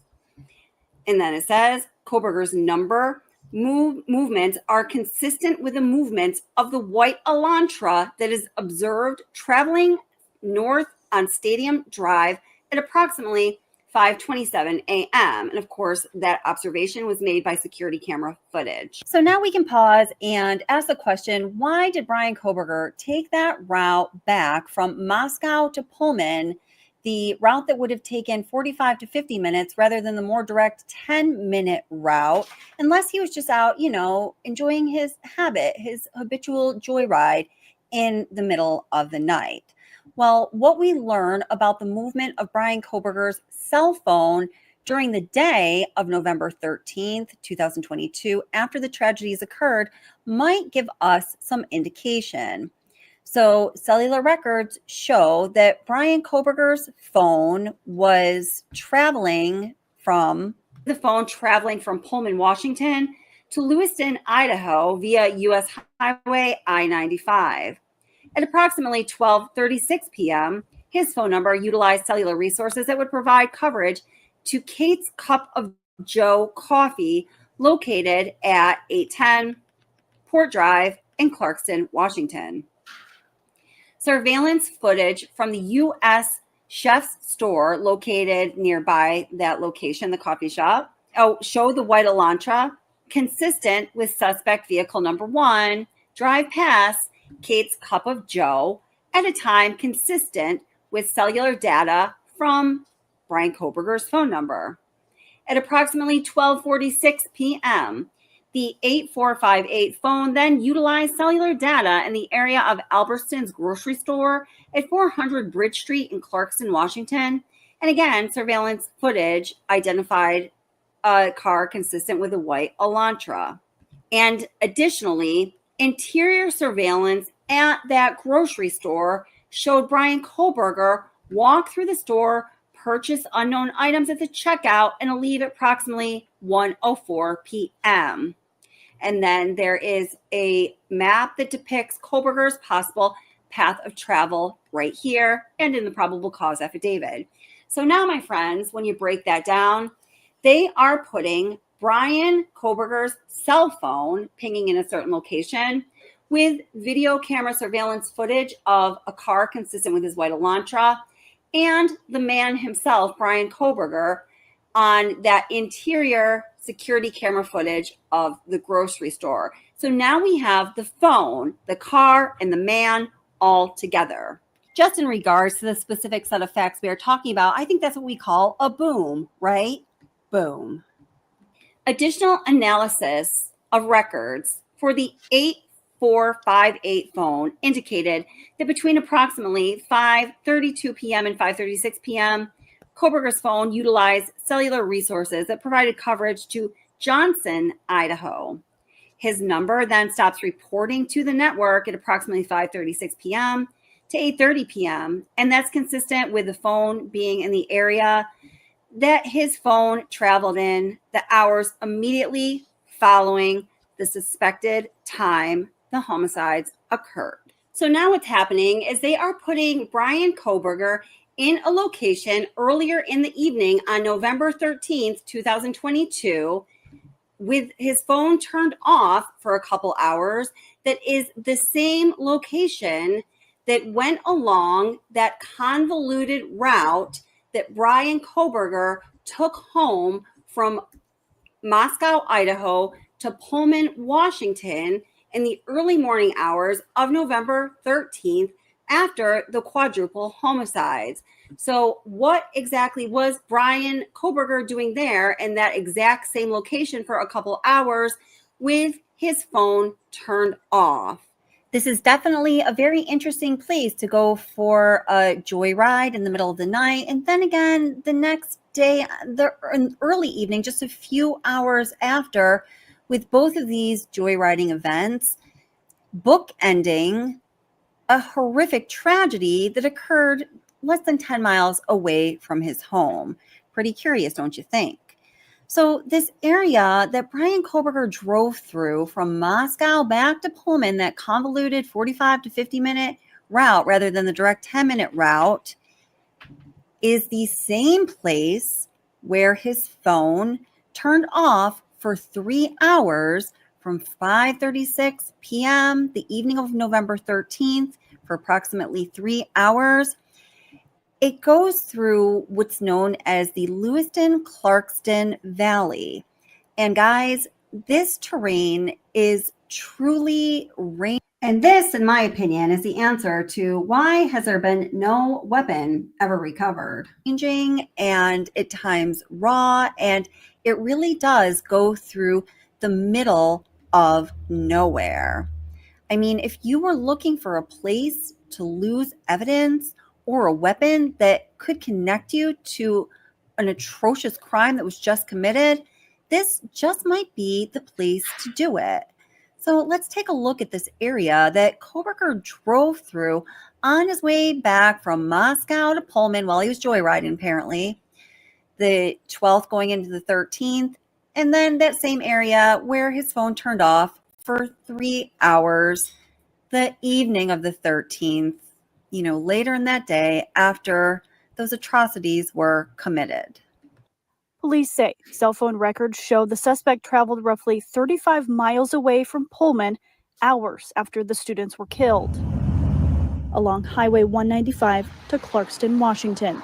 Unnerving for people who live in the small riverside communities of Clarkston and Lewiston, Idaho. about 30 minutes away from Moscow. Yeah, it's just bizarre. I can't believe it so soon after the murder. It just kind of wonder what he was doing down here. We've learned some of Kohberger's activities while he was in the Lewiston-Clarkston area. Around 12:36 on November 13th, investigators report his phone used cell resources near Kate's Cup of Joe on Port Drive in Clarkston. Employees at the coffee stand didn't want to comment on the case, but we do know from the affidavit, investigators were able to pull surveillance video from the neighboring chef store that show a white Elantra in this area around that time. And I want to provide some context. This area is just across the street from a popular Walmart. So this street, Port Drive, it's a busy one. About 10 minutes later, 12:46, the phone pinged a couple blocks away near Albertsons on Bridge Street. The affidavit says security video shows the suspect getting out of the white Elantra, walking inside the store, and making an unknown purchase. He left 4 minutes after 1 p.m. You know, who knows what else he was up to? You know, they might put this whole thing together, and there might be all kinds of other stuff he's accused of on the way. That same phone pinged near Johnson, Idaho, just after 5:30 that evening. The phone stopped reporting to the network from 5:36 to 8:30 p.m. The suspect's phone connected to a cell tower servicing the Moscow area on November 14th, but investigators don't believe the phone was in Moscow at that time. The phone didn't connect to any towers in Moscow since then. It's definitely freaky. I mean, it's concerning just because, I don't know, it seems like they were, I mean, I understand they were trying to build their case against him or whatever, but it's freaky that he was able to get so far to the other side of the country. To give y'all a really good idea of what it would be like traveling along the roads that were traveled by the suspect from Moscow to Pullman, this person from the channel, The Grass-Fed Homestead, has this video road trip to north central Idaho, Moscow, and Lewiston. So this is half the trip from Moscow to Pullman via the convoluted route that Bryan Kohberger allegedly took from Moscow back to Pullman after the tragedies occurred. So you're going to get an idea of what these roads are like. A link to this video and this channel are in the description. And thank you so much, The Grass-Fed Homestead.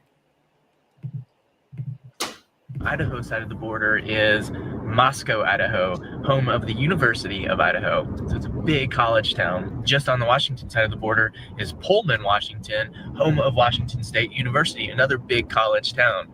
That also happens to be where Willow is getting her veterinarian care. I'm hoping to get some good shots of the town, but it's so foggy, I'm not sure how it's going to come out. So I may have to cut to some B-roll. The B-roll footage is footage I filmed about 4 years ago when I was passing through here with little buddy when he was probably about 4 at the time.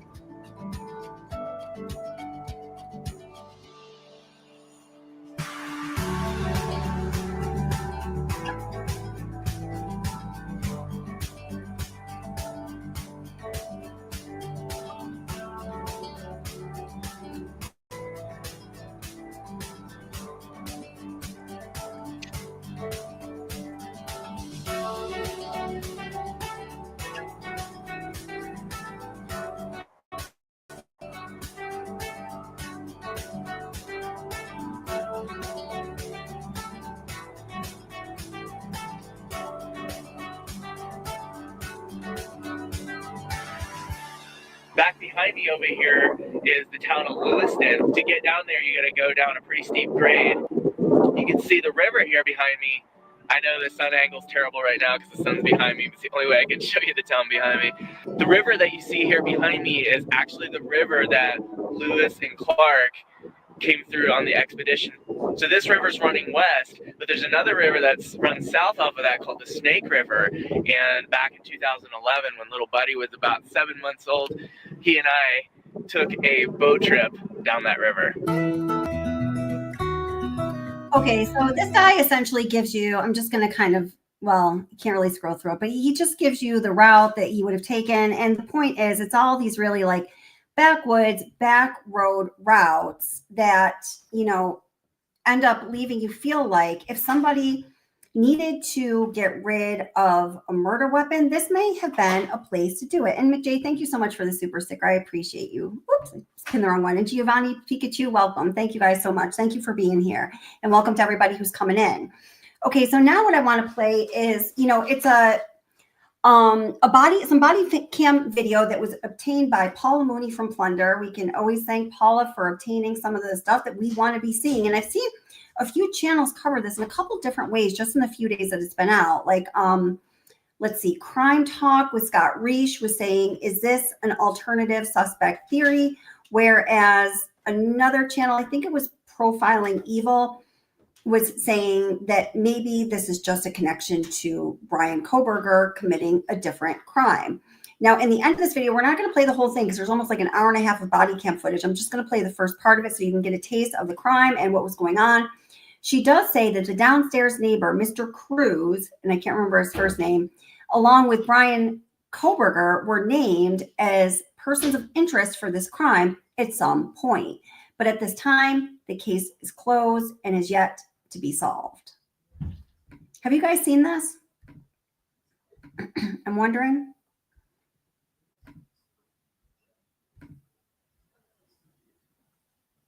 Okay, so again, this is Plunder, and I will put the link for the full video in the description. Oh, okay. Oh my God. Okay. Oh, okay. Oh my God.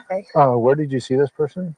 I was asleep, and then I woke up Okay. and it was just me and Sadie home at the time, and we both lived down in the basement, and my door was closed. I heard my door open, and I looked over, and someone was wearing a ski mask and had a knife like this. Oh, okay. And so I kicked the out of their stomach and screamed super loud, and they flew back into my closet and then ran out my door and up the stairs. It is bizarre. It's what happened over here.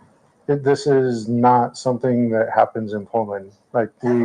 Well, it almost makes me think that somebody was specifically targeting that person. You know what I mean? Like if they went to a specific room and would know how to get into this place. She said that somebody opened her door and she thought it was one of us. So she kind of rolled over and looked.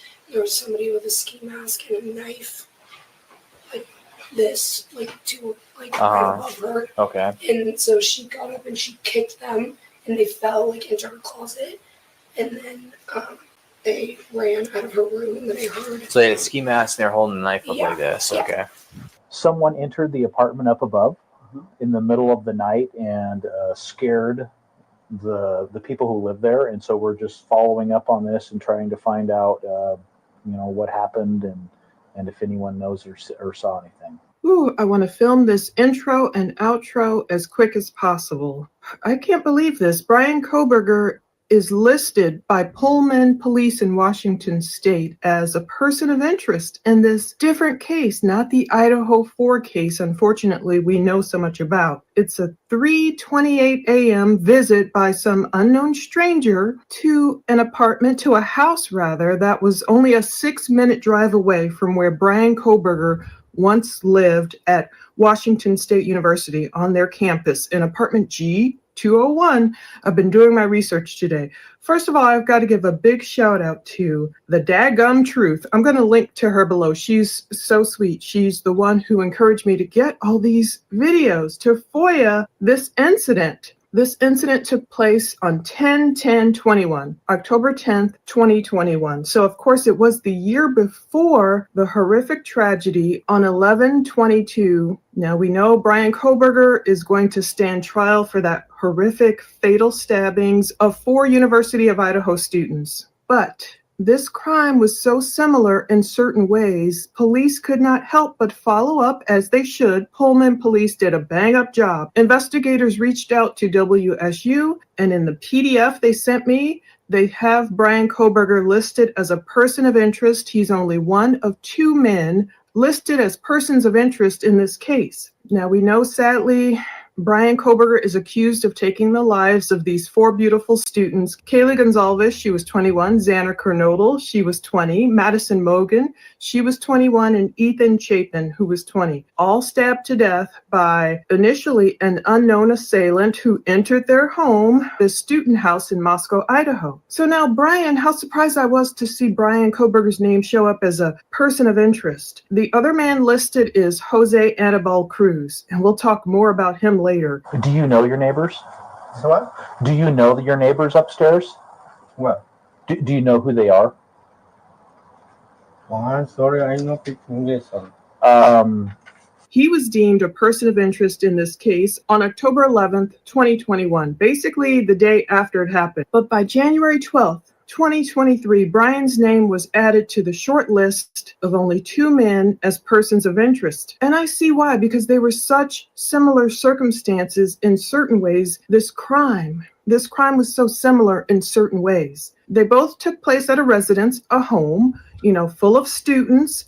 There was a knife, cutting instrument used. The relationship to the victims was unknown, and they still don't know who the culprit is in this case. But at the end, when I come back and close it out and let you watch all this body cam video footage they sent me today, Ash. They sent me 21 videos. I feel like I've been editing all day. On the 1-2 corner. Thank God for police. And I'm going to try and get all these videos up over on Patreon if you want to see the raw footage. Some of it is redacted visually. When they go inside a home, it's redacted. So that's why I throw up a different visual and you'll see the redacted name on there. So not only was the victim-perpetrator relationship unknown, it says there was alcohol involved and WSU student. We know Bryan attended Wazoo, WSU. There were 4 occupants, 4 victims in this house, this body cam video footage we're going to look at. And at least one of the victims, you'll hear her speaking, one of the survivors. Thank God all these 4 girls survived. One of them was a waitress. So just like some of the victims in the Idaho 4 case, they were servers, and they talked a bit about, could this culprit have been someone who visited their eatery? We still don't know in Bryan Kohberger's case. In this case, you'll hear the survivors talk about, well, I had some shady patrons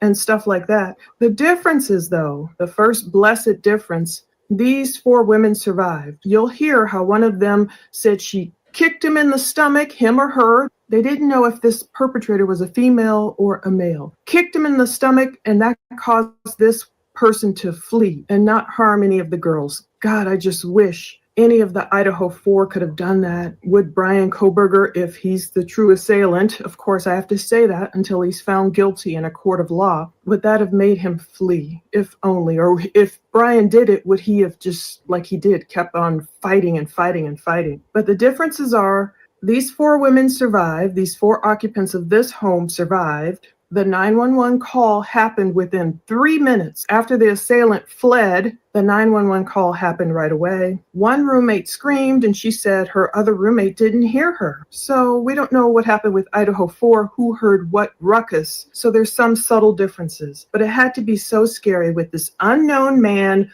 unknown person entering this home in the middle of the night, brandishing a knife in a bedroom, I believe in his right hand. The girl kept saying it looked like a steak knife, maybe a little shorter or longer. There were no suspects initially and no leads. Case being inactive, cops provided me with a plethora of body cam videos for that day. So this is why, I'll tell you why they added Bryan Kohberger's name to the short list of persons of interest. On January 10th, 2023, Commander Brashears directed someone to follow up on a lead for this investigation because Bryan Kohberger had just been arrested, as we all know, December 30th, 2022. 4 counts of first-degree murder and burglary for the incident that happened. It actually happened on November 13th, 2022. I was saying the wrong date earlier. I was mixing up the address of that 1122 King Road home. So there's an affidavit and there's everything. They've attached it. They sent me a 48-page PDF. It includes this crime along with Bryan Kohberger's arrest affidavit because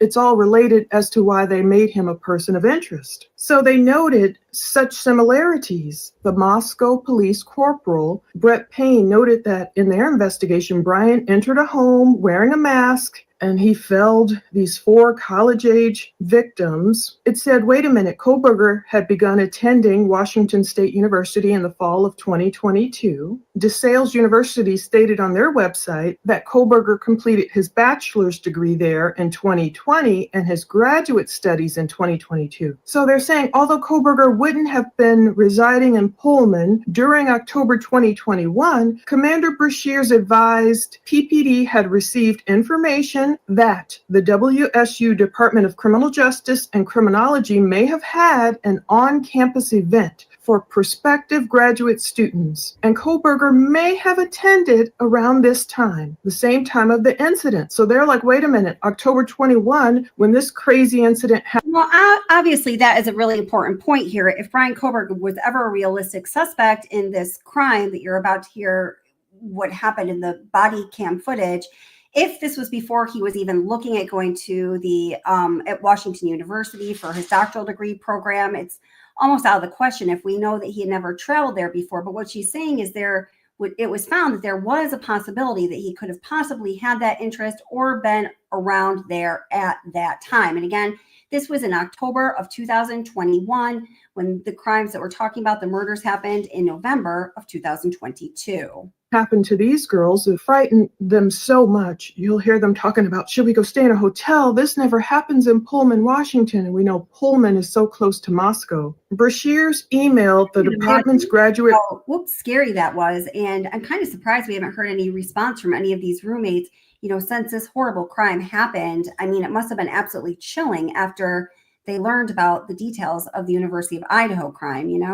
Program coordinator Danielle Macon requesting info, and Macon responded the following day and wrote that the department was looking into his request. Then on January 19th, 2023, Brashears received an email from Macon responding to his request containing a forwarded email. This is all in the PDFs too, if you get it. I'll put the link below. I'll try and get everything up on Patreon if I can tonight. The email was from Melanie Angela Newelli, Associate Professor and Chair, which read that the program was not aware of any visit by Kohberger during the period indicated and did not hold any recruitment events at that time. Even though police had their, hackles up like, okay, Kohberger could have really been in Washington. We know he already had his eyes on WSU. We know he had been emailing. We know he had wanted to get on the Pullman Police Department force. He wanted to be an intern. He wanted to do all this stuff. His eyes were already like, go west, young man. We don't know how soon Kohberger started looking out west. And we don't know if he had taken a surreptitious trip out there that his parents may not have known about, or maybe they did know about. But they're saying, look, no, Kohberger,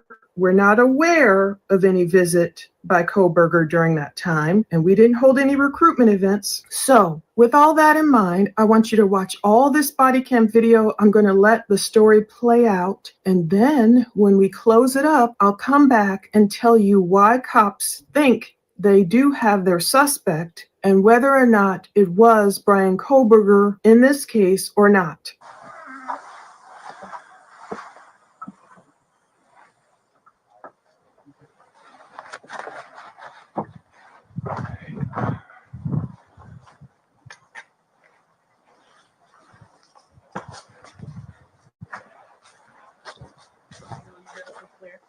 Yeah, you guys can take off. Thank you.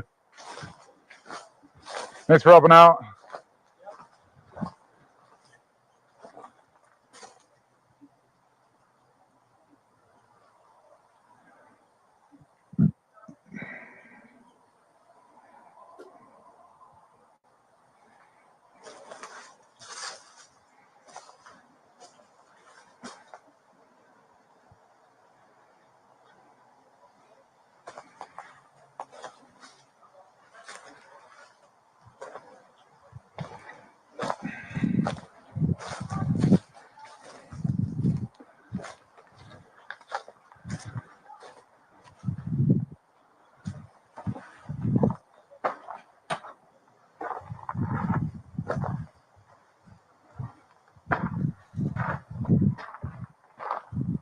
So now, if you guys have already seen this, which you very well may have if you're interested in this case, I'm just going to play through the officer talking to the roommate that actually kicked him. She woke up at around 3:30. There was somebody in her room brandishing a knife. She kicked him, and she's going to give her account. He then quickly didn't make a sound. He ran. And then she went and sought, comfort with her roommate, who then called 911, and the rest is history that was really unknown to the public until Plunder recently uncovered it.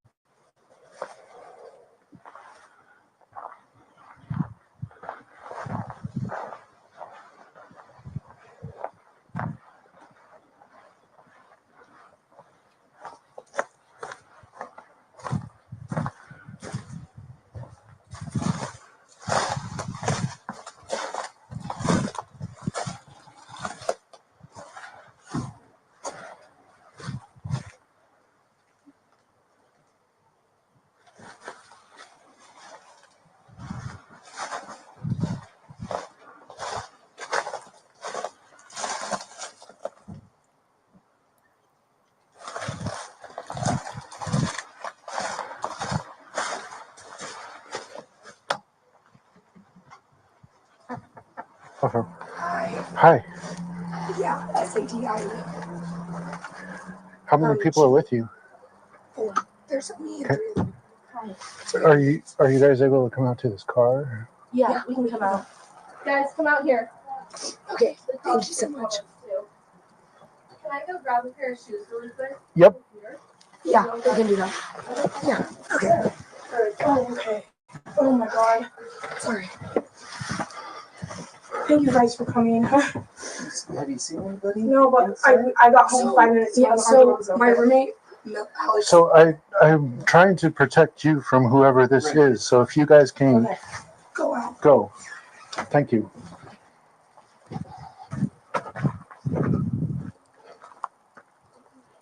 I feel like you can tell that the cops are pretty nervous here as this goes on. And again, there's a whole lot of body cam footage. I watched all of it, but it's like an hour and 30 minutes. Again, I'll put the description in.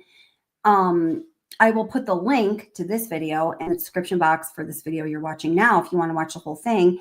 The cop goes on to tell the girl or one of the roommates that, this is not something that normally happens around here. In fact, he can't cite anything like this that has happened in the past 18 years.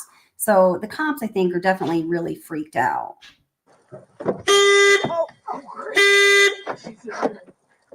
Sorry. So I have a couple questions for you. Okay. Where did you see this person? I was asleep and then I woke up Okay. and it was just me and Sadie home at the time, and we both lived down in the basement, and my door was closed. I heard my door open and I looked over and someone was wearing a ski mask and had a knife like this. Oh, okay. And so I kicked the shit out of their stomach and screamed super loud, and they flew back into my closet and then ran out my door and up the stairs. Okay. And that's the last you know is they ran up the stairs? Yeah. And then Okay. when they got home, this back door was wide open. Okay. How long ago did this happen?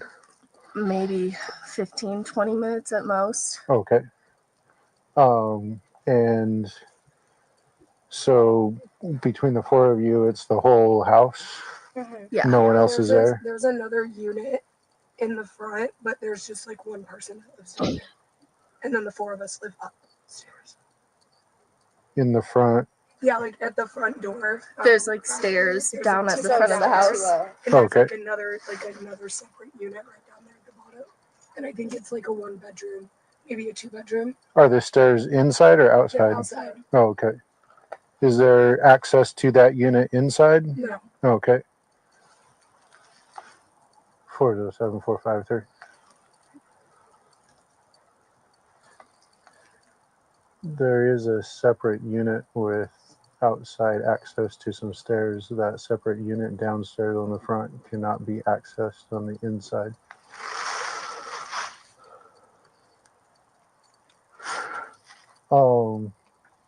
So I'm assuming that you would like us to go through your place and make sure no one's there. Yes, please. Okay. Yeah. Just a sweep would be great. So what I'd like you guys to do is stay in the vehicle and keep the doors locked until we come back to you. Okay. Thank you. Thank you. Thank you.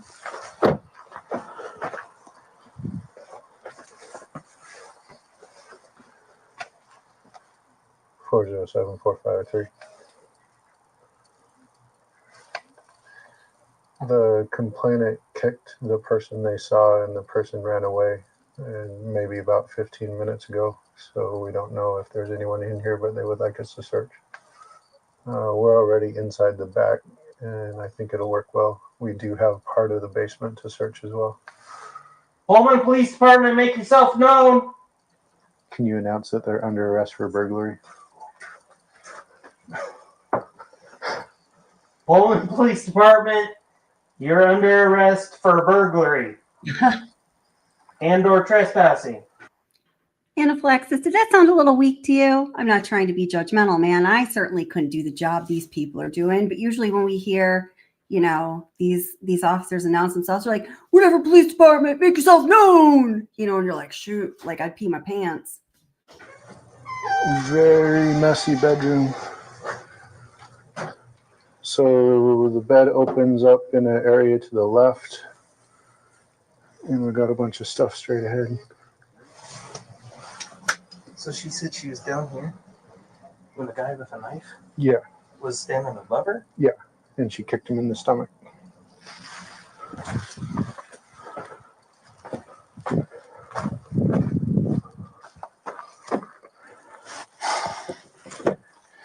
So thank you for your patience. There's no one in there now.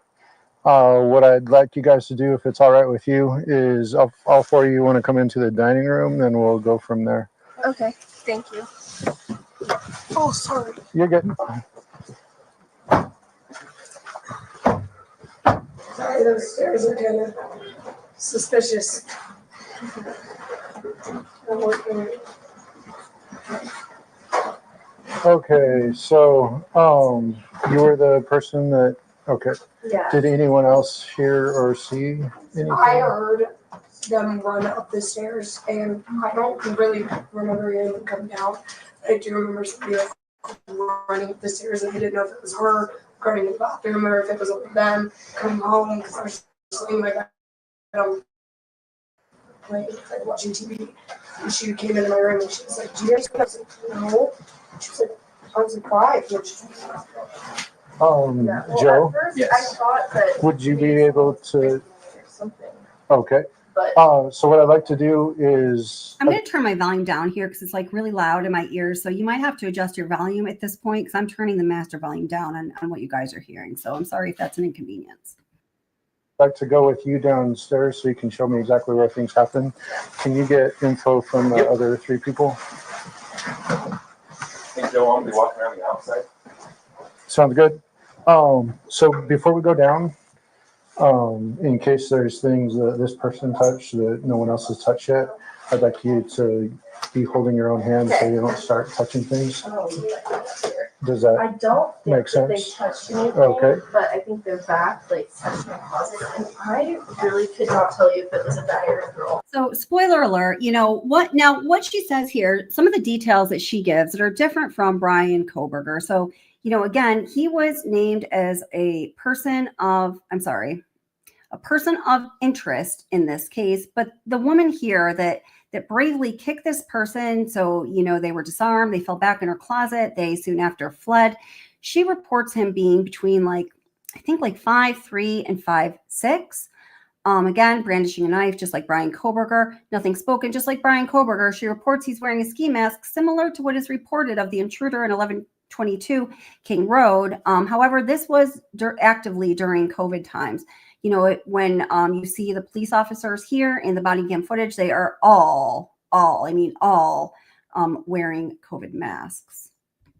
Oh, okay. When I first looked at them, I thought it was a girl. I mean, I only looked at them for a second, and then So which room is yours? this one Okay. is mine.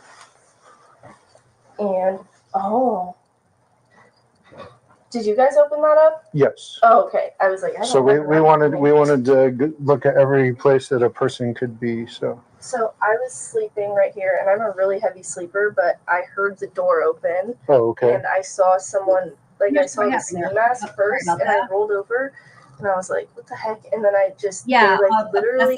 Yeah. So she says like 5'3" to 5'5" or 5'6". I don't remember exactly. And I'm going to show you, we're just going to watch a little more of this. Oops, I'm not sure what I did there. I'll bring it back. And then we'll take a look at the downstairs neighbor, who was the other person who was the person of interest as being the intruder in this case. And he does fit that description. He is dishonest with the initial officer that speaks to him, which is what made law enforcement suspect of him. They subsequently do issue a search warrant on his apartment and come back and read his Miranda rights and everything with an interpreter. Because at first he claims that he does not speak any English. I think they kind of question that. It's very interesting, but he also is not found, you know, according to any evidence, to be the intruder. So this case thus far is closed with nobody named as a suspect as of right now, and it's closed. So I guess perhaps will remain that way. They were like this. Okay. Me with the So, and then is this what the lighting was like at that point? Yeah. Okay. Yeah, this is exactly what it would have been. Can you describe the knife for me? It looked like kind of a smaller knife. Okay. Smaller knife. It wasn't like a huge like anything. It kind of looked like just like a smaller steak knife. Okay. And so yeah, I just rolled over and kicked them, and they fell back into the closet. Oh, okay. Yeah. Do you know if they would be taller or shorter than me? They were shorter than you. Oh, okay. They would probably come to about like maybe here on you. Oh, okay. So pretty short. Yeah, they were pretty short. That's the one thing I noticed. Thick, thin? I couldn't say for sure, but I don't think either really side. So you're saying like a ski mask, any glasses or lenses or anything? Burgundy. Oh, okay. Pretty sure it was a burgundy ski mask. Yeah, no glasses. Did you get a sense of eyes or skin tone or anything? Not really. It was so fast. Yeah, no, I totally get that. I'm just. Yeah. I wish I remembered more. Did you see skin on a hand or? I want to say that they were white, but I'm not 100%. Like that's, No, I mean, that's if I was try it to picture it. a bare hand versus a gloved hand, or do you know? I think they were wearing gloves. I'm not sure. Oh, okay. But I don't remember seeing their skin at all on their hands. I think they were wearing gloves. Yeah. So, were you like face up, face down, towards the wall? I sleep so heavy. I don't even know what I was, but I just remember seeing them and seeing them coming towards me, and I like put my feet out and kicked them with both my feet. Can you? Just as hard as I could. Could you do me a favor and stand where you think they were standing when you first noticed? When I first noticed, they like went like this, like. And then I saw them, and my roommates are doing pranks and stuff all the time. So at first I was like, Caitlin, and then I saw the knife, and I was like, they would not do a knife, and so So did they get closer at that point? Yeah, then they got closer because I kicked them like really hard, and I've got short legs, and I was over there, and so yeah, they were like right here. What'd you feel when you kicked? Just a stomach, not like rock hard abs or anything. Not ribs or any. Okay. I don't think so. I don't. And then, they were wearing like a sweatshirt too, something like, I don't know. Dark or light or? I would say dark, but it's also dark in here. Yeah. But notice yeah, any like I Washington State or anything across the front? Okay. Mm-mm. When they fell back, did they kind of stay standing, or did they go down to like? They stayed standing and they got out of here really quick. I'm so thankful for that. Yeah.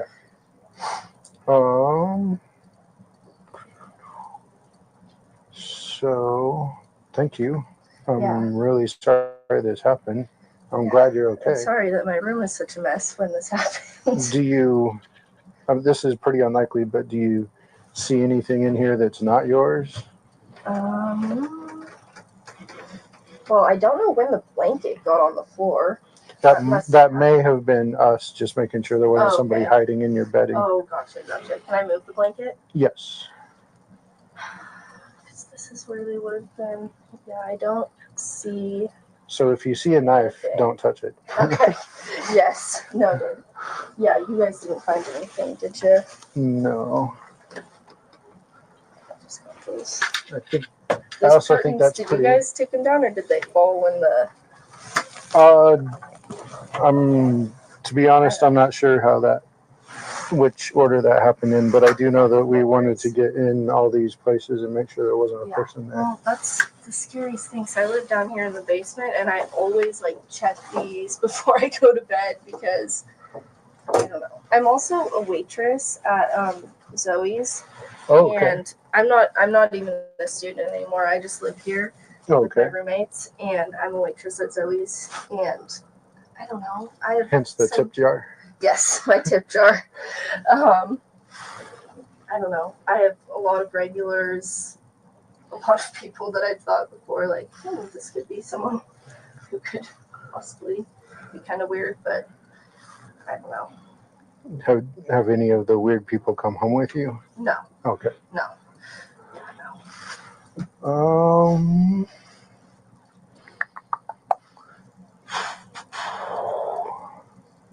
I'm trying to.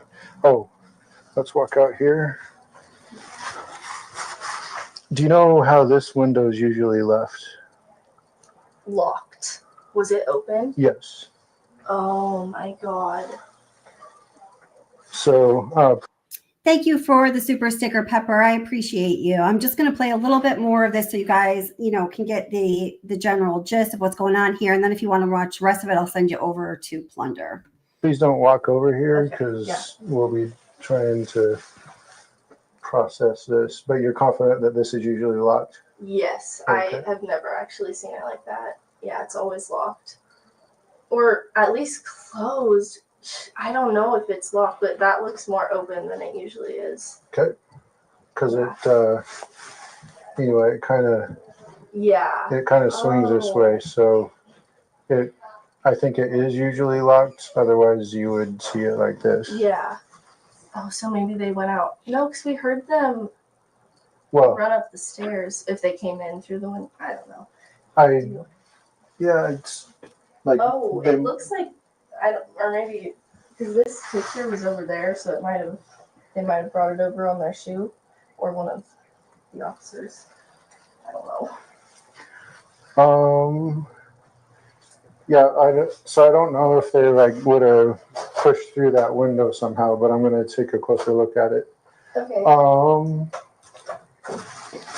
And you talked to the dispatcher, right? No, that was my roommate Sadie. Oh, Because okay. I just ran after I heard them go up the stairs. I just ran into Sadie's room, Oh, okay. and I told her what happened, and then she called the police, and I held the door closed.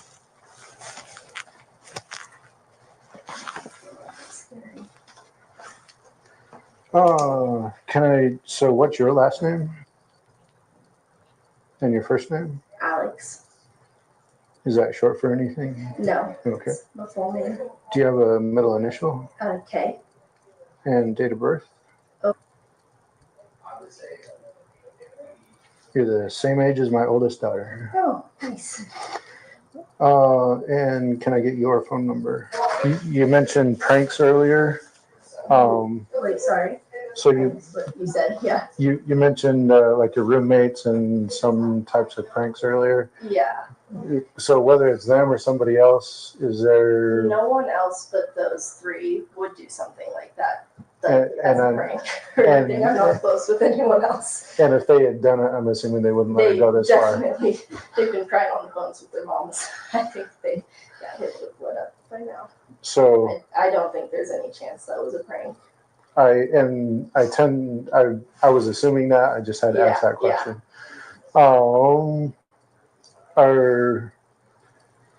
Are you part of, or were you part of any Greek organizations? Or Yeah, okay. I was, but I'm not anymore. So there wouldn't be like some wider house issue, or somebody's out.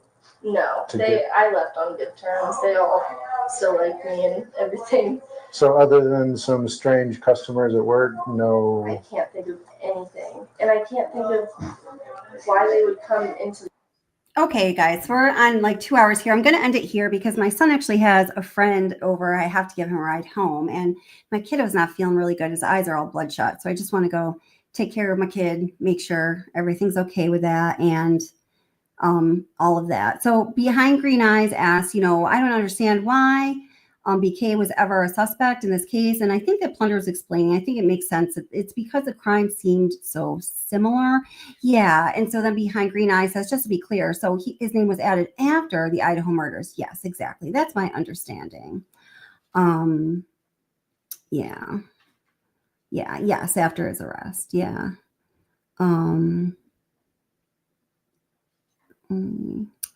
Well, I would love to read. No, I don't think that watching true crime content makes us a bad person. I've explained this before. I'm a behavioral therapist, Manuel, and I think it's definitely human nature, for people to be curious about these events that happen, way on the edges of the bell curve of human behavior. It's a very, very natural thing.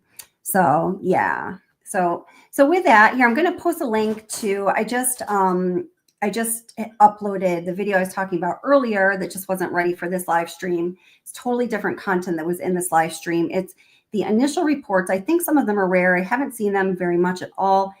Into the initial days of the investigation into this crime within the first week or so.